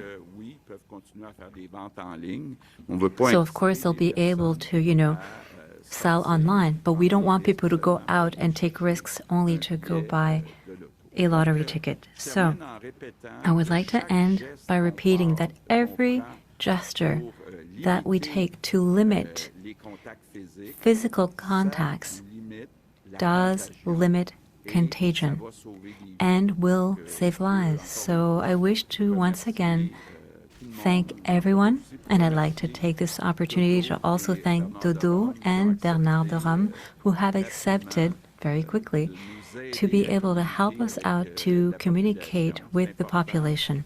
This is important. We have to respect guidelines, and if we do so, altogether we will succeed in getting through this. I thank you. And English. In English for our fellow Anglo-Quebecers, the situation remains under control. The public health authorities tell us that our efforts are working. Every action we take to limit physical contact will save lives. If you feel sick, stay home. Our health system is ready, and we're working on getting more equipment if it's necessary. So we must continue our effort, and we'll get through that together. Thank you. Merci. Alors, pour la période des questions, d'abord en français, avec une question. Our question period, starting. So you've had guidelines for Quebecers, and you have them every day. You decided to close down Parliament until the 21st of April. Parents and teachers of Quebec would like to know whether the scenario of going back to class on the 30th of March is still on the table. We are looking at different options. There's like two sectors. There's primary and secondary, and then there's CEGEPs and universities. I think that CEGEPs and universities, we are going to succeed in having remote classes to be able to complete the school year. As far as schools are concerned, primary and secondary school, we are studying different scenarios. It is rather unlikely that we'll be able to send people back to school at the end of March. We are seeing whether we can target the beginning of the month of May, but different scenarios are being examined right now.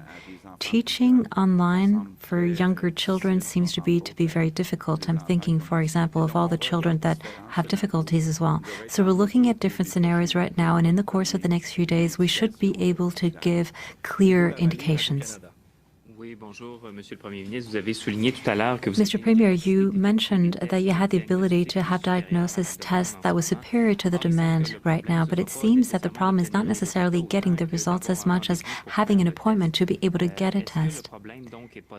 Is the problem not so much the capacity of labs in analyzing the test, but rather having the staff to be able to do the necessary samples? Because it seems to be that there's important delays. Well, there's three things. There's the 811 line where you are transferred if you need a test. So that there's still work to be done, but we have added a lot of people and continue to do so. So that is the first step.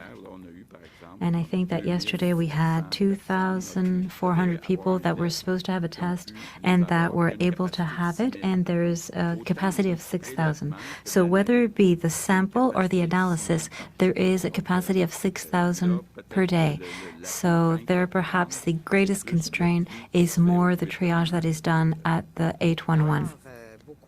Yes, and it's improving quite a bit. We've decreased by an hour the time that people wait yesterday, and we have 50 extra nurses. We have 2,000 calls, extra calls, and today we're adding another 150 nurses, so it's going to improve by quite a bit. Yesterday we referred 3,000 people in order to be able to have samples, to have these tests. We have a capacity right now that is going to be increased even further in screening clinics and labs. We're now at 6,000 for analyses, but we have a capacity of 1,300, 500 with all the labs that we have. So as far as the sampling is concerned, yes, as well. That was your question. We will be improving volume. A delicate question, but I need an honest answer. We have information to the effect that there are 2 emergency doctors at the Granby Hospital who have been infected and have been withdrawn. Is that the case? And do you think that there might be a break in services in that region?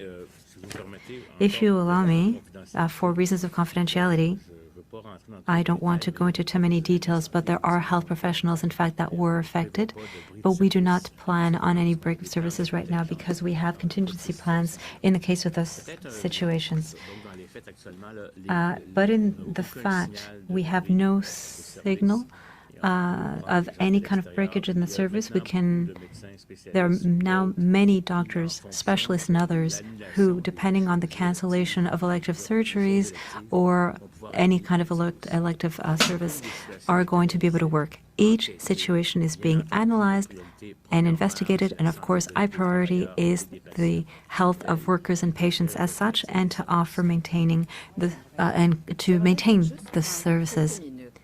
I'd like to take a few minutes in order to talk to you about the network and also talk to the staff.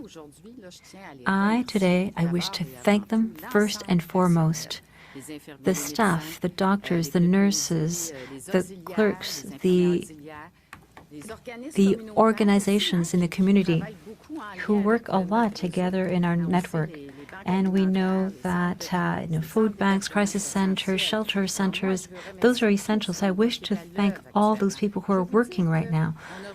I want to tell you that we received not only 10,000 resumes, but 17,000 resumes in the network of people who want to be involved. But what I want to tell you is that there's no breakage of service because people are there. And also we are reorganizing the network. So we are leaving aside elective activities. We've already freed up 4,000 beds. And yes, there is staff that does not have, who don't come from the same sector of activity, but who can come and help with the new activities that we are having for the COVID-19 situation. And I really want to reassure the staff that we are taking every necessary measure.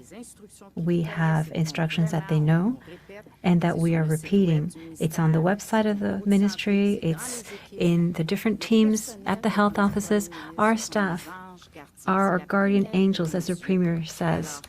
So we will have the necessary equipment to reinforce them. It is clear that there are trajectories that have reviewed in order to be able to have protective equipment. The instructions are clear. We are going to give them everything that they need, especially, of course, in the critical sectors, but also everywhere where it is required. So I wish to thank them today for the considerable effort that they make and tell them that we are backing them. They are the apple of our eyes.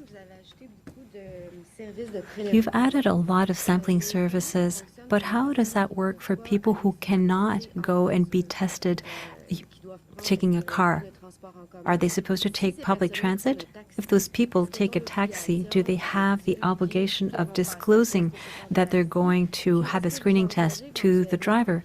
And are you eventually thinking of establishing a system to go get those people at home in order to be able to screen them? Well, listen, what you're raising as a point is really important. I had not heard about that yet. But if there are difficulties, we, of course, will see to them because we know how important it is that we screen as many people as possible. Because we do want to decrease that curve, what we've been talking about, and we need that information. I would perhaps let Dr. Arruda answer the question of the taxi driver. But if there are people that are that need transportation, I'm certainly taking note of it, and we'll see what we can do to help them out. And we have to also understand, generally speaking, I want to maintain an important message. All the measures that were ordered and recommended, they have to be applied. I find that important because people focus a lot on the tests, on the masks, and etc.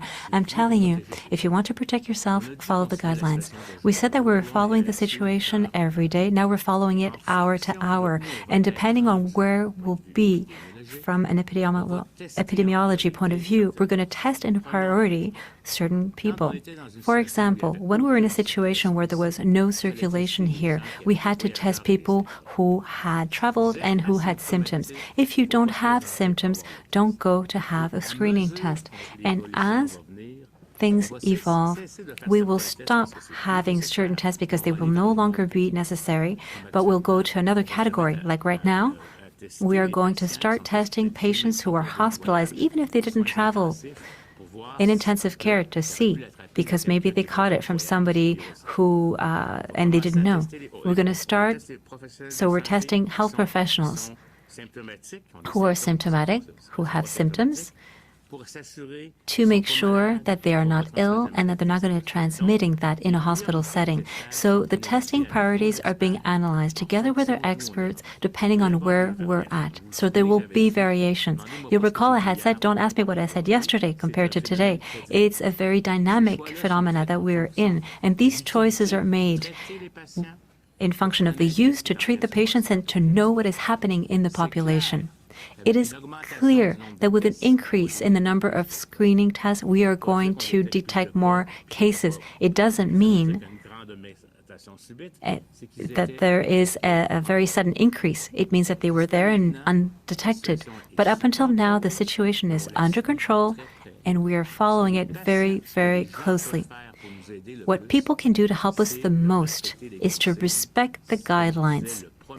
As the Premier was saying, if you have symptoms, stay at home. If there's still people who are getting together, not outside but in homes because they want to have dinner parties, that is how the disease got transmitted in China. Listen to the guidelines and we will adjust the screening test depending on the different populations, and we're going to try to communicate these changes clearly.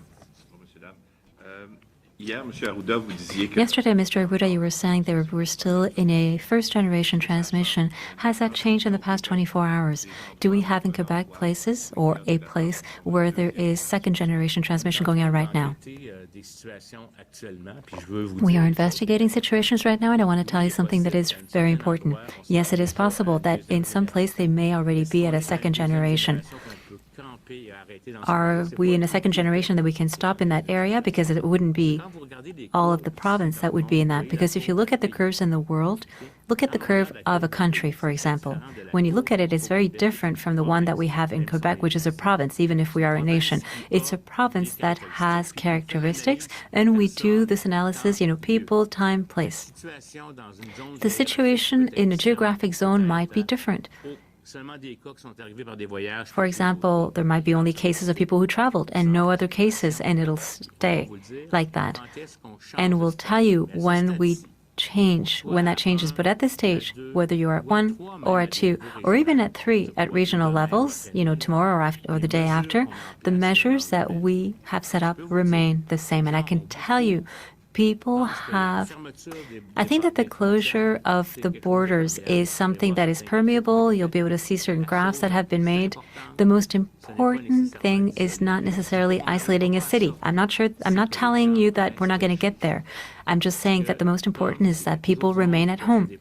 I mean, since there are still people that move around, if you're in contact with that person, you might catch the disease. If you remain as often as possible at home, you will avoid going to different places. That is what is so important. As far as the other decisions are concerned, decisions that will have been taken by the Premier after having consulted with the experts on isolation, because we're going to see local situations that will arrive and it will worry people, and it's totally legitimate. Mothers, people, but we have to do a sustained epidemiological study. We have all sorts of people who are studying the data hour to hour. You talked earlier on about the equipment, Mr. Legault, and I think we understood that the most important equipment is that ventilator. You said that you got informed with local suppliers. How many do we have? How many would we need for the peak? Should we order some from the Federal Reserve? Do you have any numbers on that key point? I think that we have to be prudent with numbers because there are masks and ventilators in many different places in the network, even in certain cities like Montreal. We have orders that have been confirmed. Some have been suspended, some are ongoing. And in certain cases, certain are being controlled by Ottawa, and they are redistributing them to the different provinces. So we are looking at all the scenarios, as I was saying earlier on. So for the short term, there are no problems. In 2 or 3 weeks, it will depend on these scenarios that we're thinking about right now. And right now, we don't want to exclude anything. We're looking at even the most pessimistic of scenarios. And for those most pessimistic of scenarios, we do not exclude to have some manufactured. We're talking with the federal government, with the Ontario government.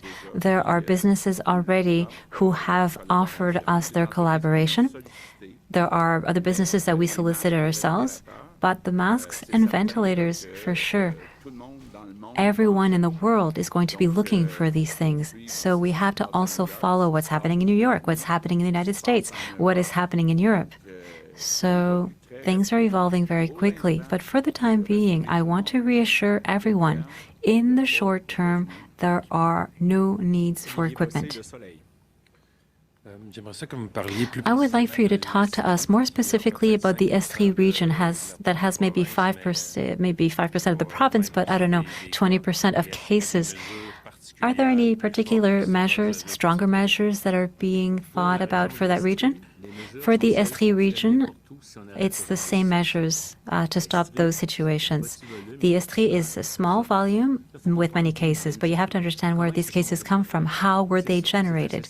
It's associated to factors that are probably, following the week off. People had certain people, contacts.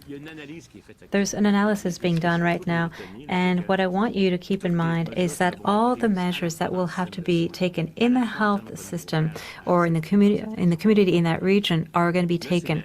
Right now, it's the Estrie, and it was spring break. So we're looking at this.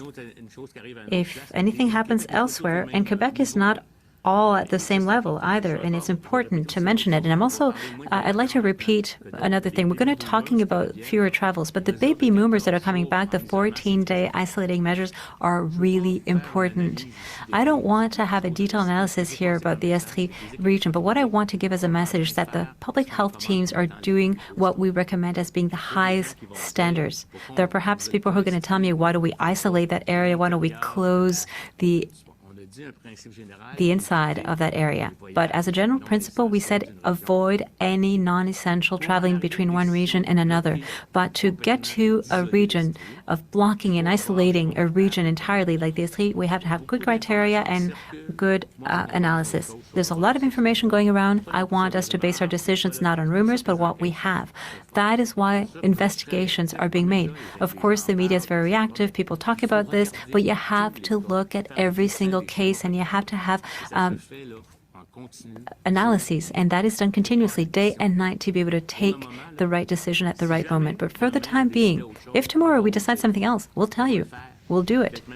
Perhaps even we'll do it before even announcing it in a press conference if it's necessary. But for the time being, it is still being analyzed in a very detailed. All the little outbreaks that can be big, according to you, because we see it big because it's Granby, if you place them in a Quebec perspective, it's still small, but we're not neglecting anything. That is why there is a director of public health in each region, together with a team, and those people give me information. And that information has to be validated. It can't come from what I saw in the media.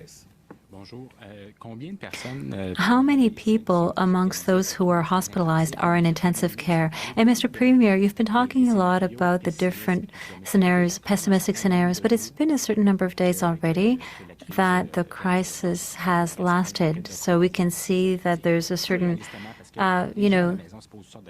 speed that is being reached. People are asking themselves questions. What part of the population could be infected by the summer?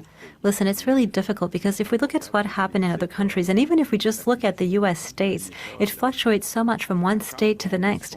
The luck that we have is that we acted faster than others. That should allow us to have a curve that is not as pronounced. But listen, I mean, if we consult 5 experts, they're going to have 5 different numbers to give you probably. So it is very difficult to answer. But I'd like to add perhaps one thing that to what Dr. Arruda said. I don't want there to be any false rumors. There's no question, and I've asked, there's no question of closing down the Estrie region. There is no question of closing down the Montreal region. Those are all false rumors. It's important to say so. Pour une deuxième ronde de questions. 6 out of 10 people, those 10 people are in critical care. Second round of questions. I know that you have some for your colleagues as well. Are you thinking about the fact that the quarantines will be prolonged for people who are coming back from travel and who have symptoms past the 14 days? Well, that is to say, if somebody came back from traveling and is placed in a quarantine for 14 days, after 14 days, the risk linked to the travel itself is eliminated because most people develop symptoms before that. But, just to be on the safe side, we wait for 14 days. But that person should not start walking all over the place here and there and gathering and having dinner parties at home because the risk is not only outside now, it's here. So, in fact, the 14 days when you come back from traveling is mandatory. It has to be respected. That is really, really major. And you should not be in contact with somebody.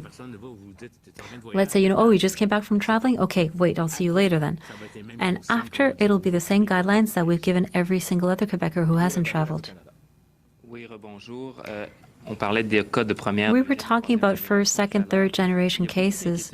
There's a lot of worries that have been expressed since the announcement of that death in the Lanaudière region at the residence where this lady resided. The same thing in Côte-Saint-Luc, where we learned that there's also is a case in a residence for the elderly.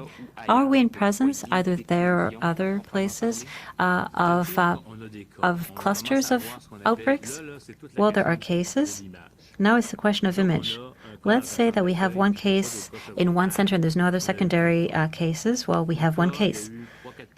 A case where there was 3 or 4 people, there's a small cluster, and I would like to talk about the curve.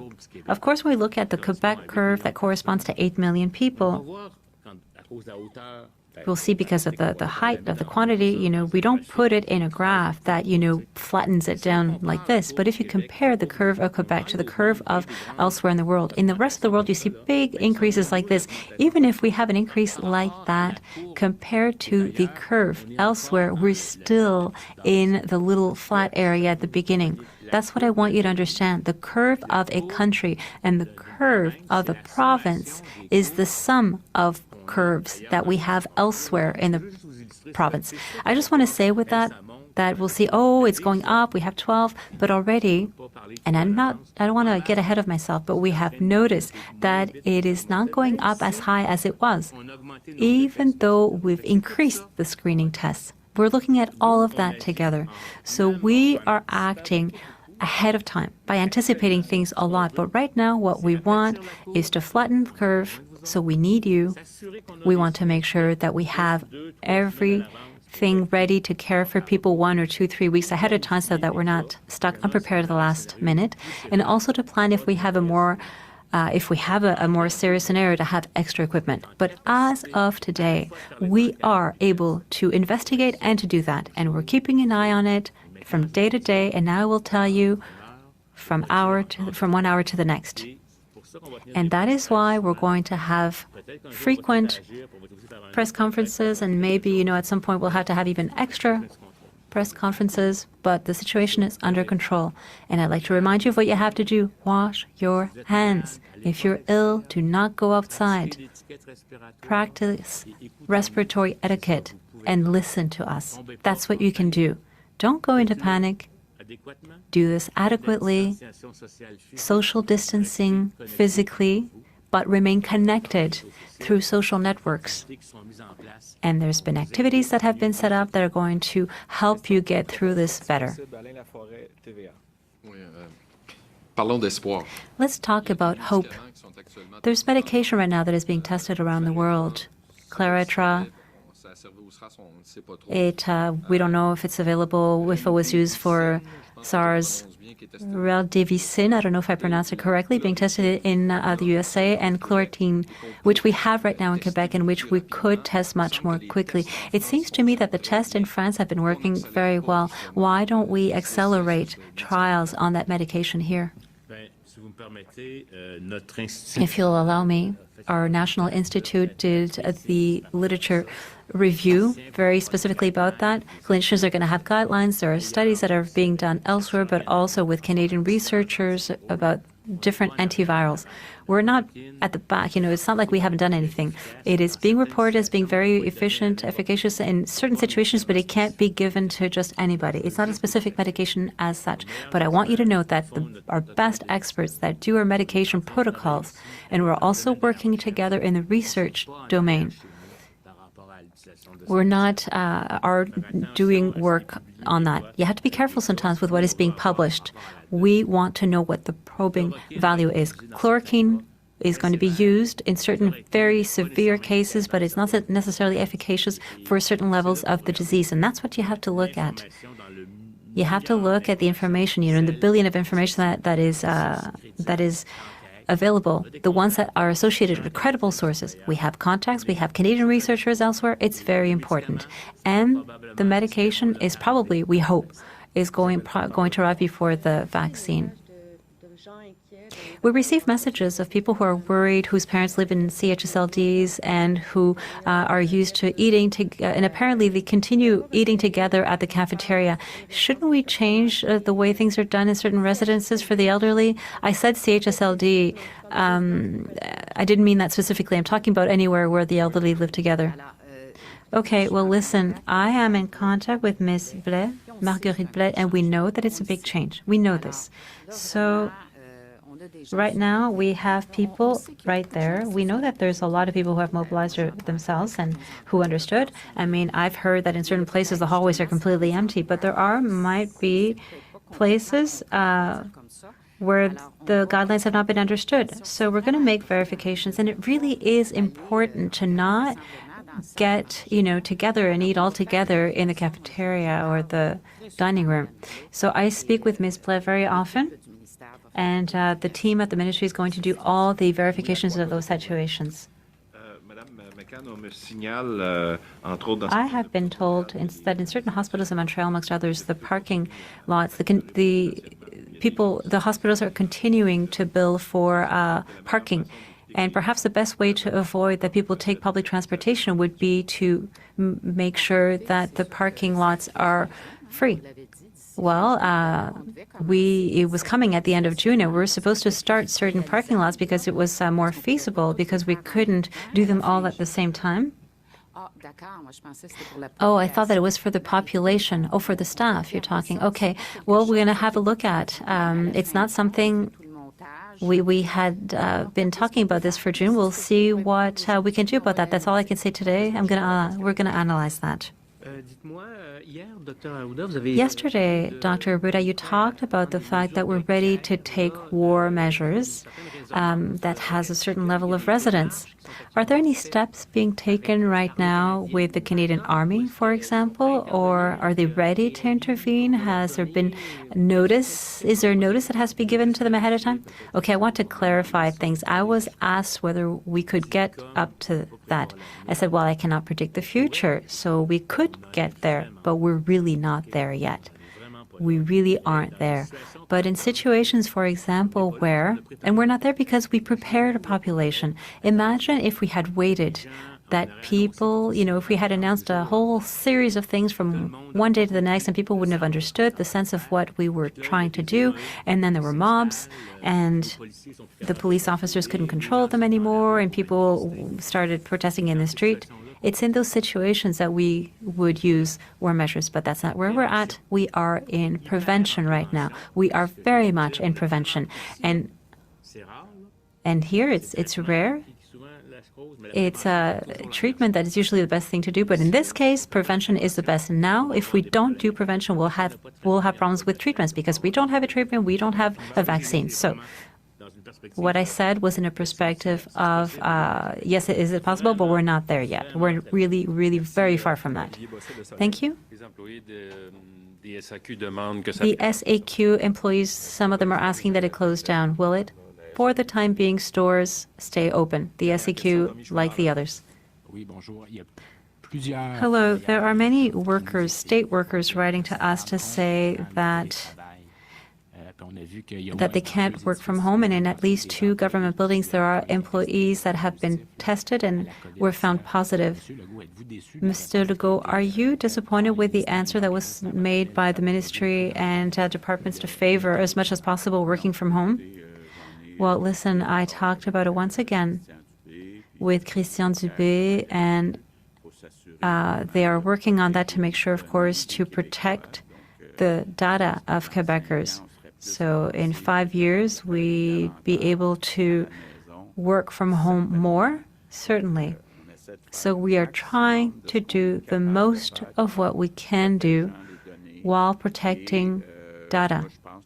And I think that the answer is very good. The response has been very good. A lot of people are working from home right now. English? I think the English-speaking community probably appreciates the little bit of English that you've added in your statement, especially in a crisis. Right. I'll continue to do it. We're seeing, and Mr. Arruda was speaking about the foyers, we're seeing a development of small hotspots where the virus is emerging. We have a situation in Côte Saint-Luc in particular. There was the Cavendish Mall has been closed. There was a case of someone in a synagogue, I believe. How are you targeting, and do you have different tactics? Do your workers have different tactics to deal with particular zones like that? And is there any chance that you would have to start closing stores in those? Mr. Laforest spoke about Granby. Would there be something specific in like a zone where you see there's a growth of numbers? The most important thing is to get a good diagnosis of the situation, not the rumors. Being able to understand what is happening. And it's true that it could be applied, but always with the same protocols, always with the same approach, could be applied differently from one region. If there is those small spots which seems very big when you're in Granby, but if you're in Quebec City, you're seeing all things around together. And if you're in Canada, it's a mining spot. So, but we will analyze everything. And as I'm telling you always, this is person, time, and place issues. So when in one place we obtain the levels where we must do something else, we're going to do it. But it's not meaning that Montreal, Granby, Estria, Gaspésia, Chicoutimi is going to be on the same place, time, and so it's normal that there's going to be a different thing. But when there is the same thing everywhere, it's because it's almost at the same level everywhere. Now, a question sent by email from Raquel Fletcher, Global News. Should pregnant women, particularly those working in the health sector, be sent home as a precaution? This is managed based on the epidemiology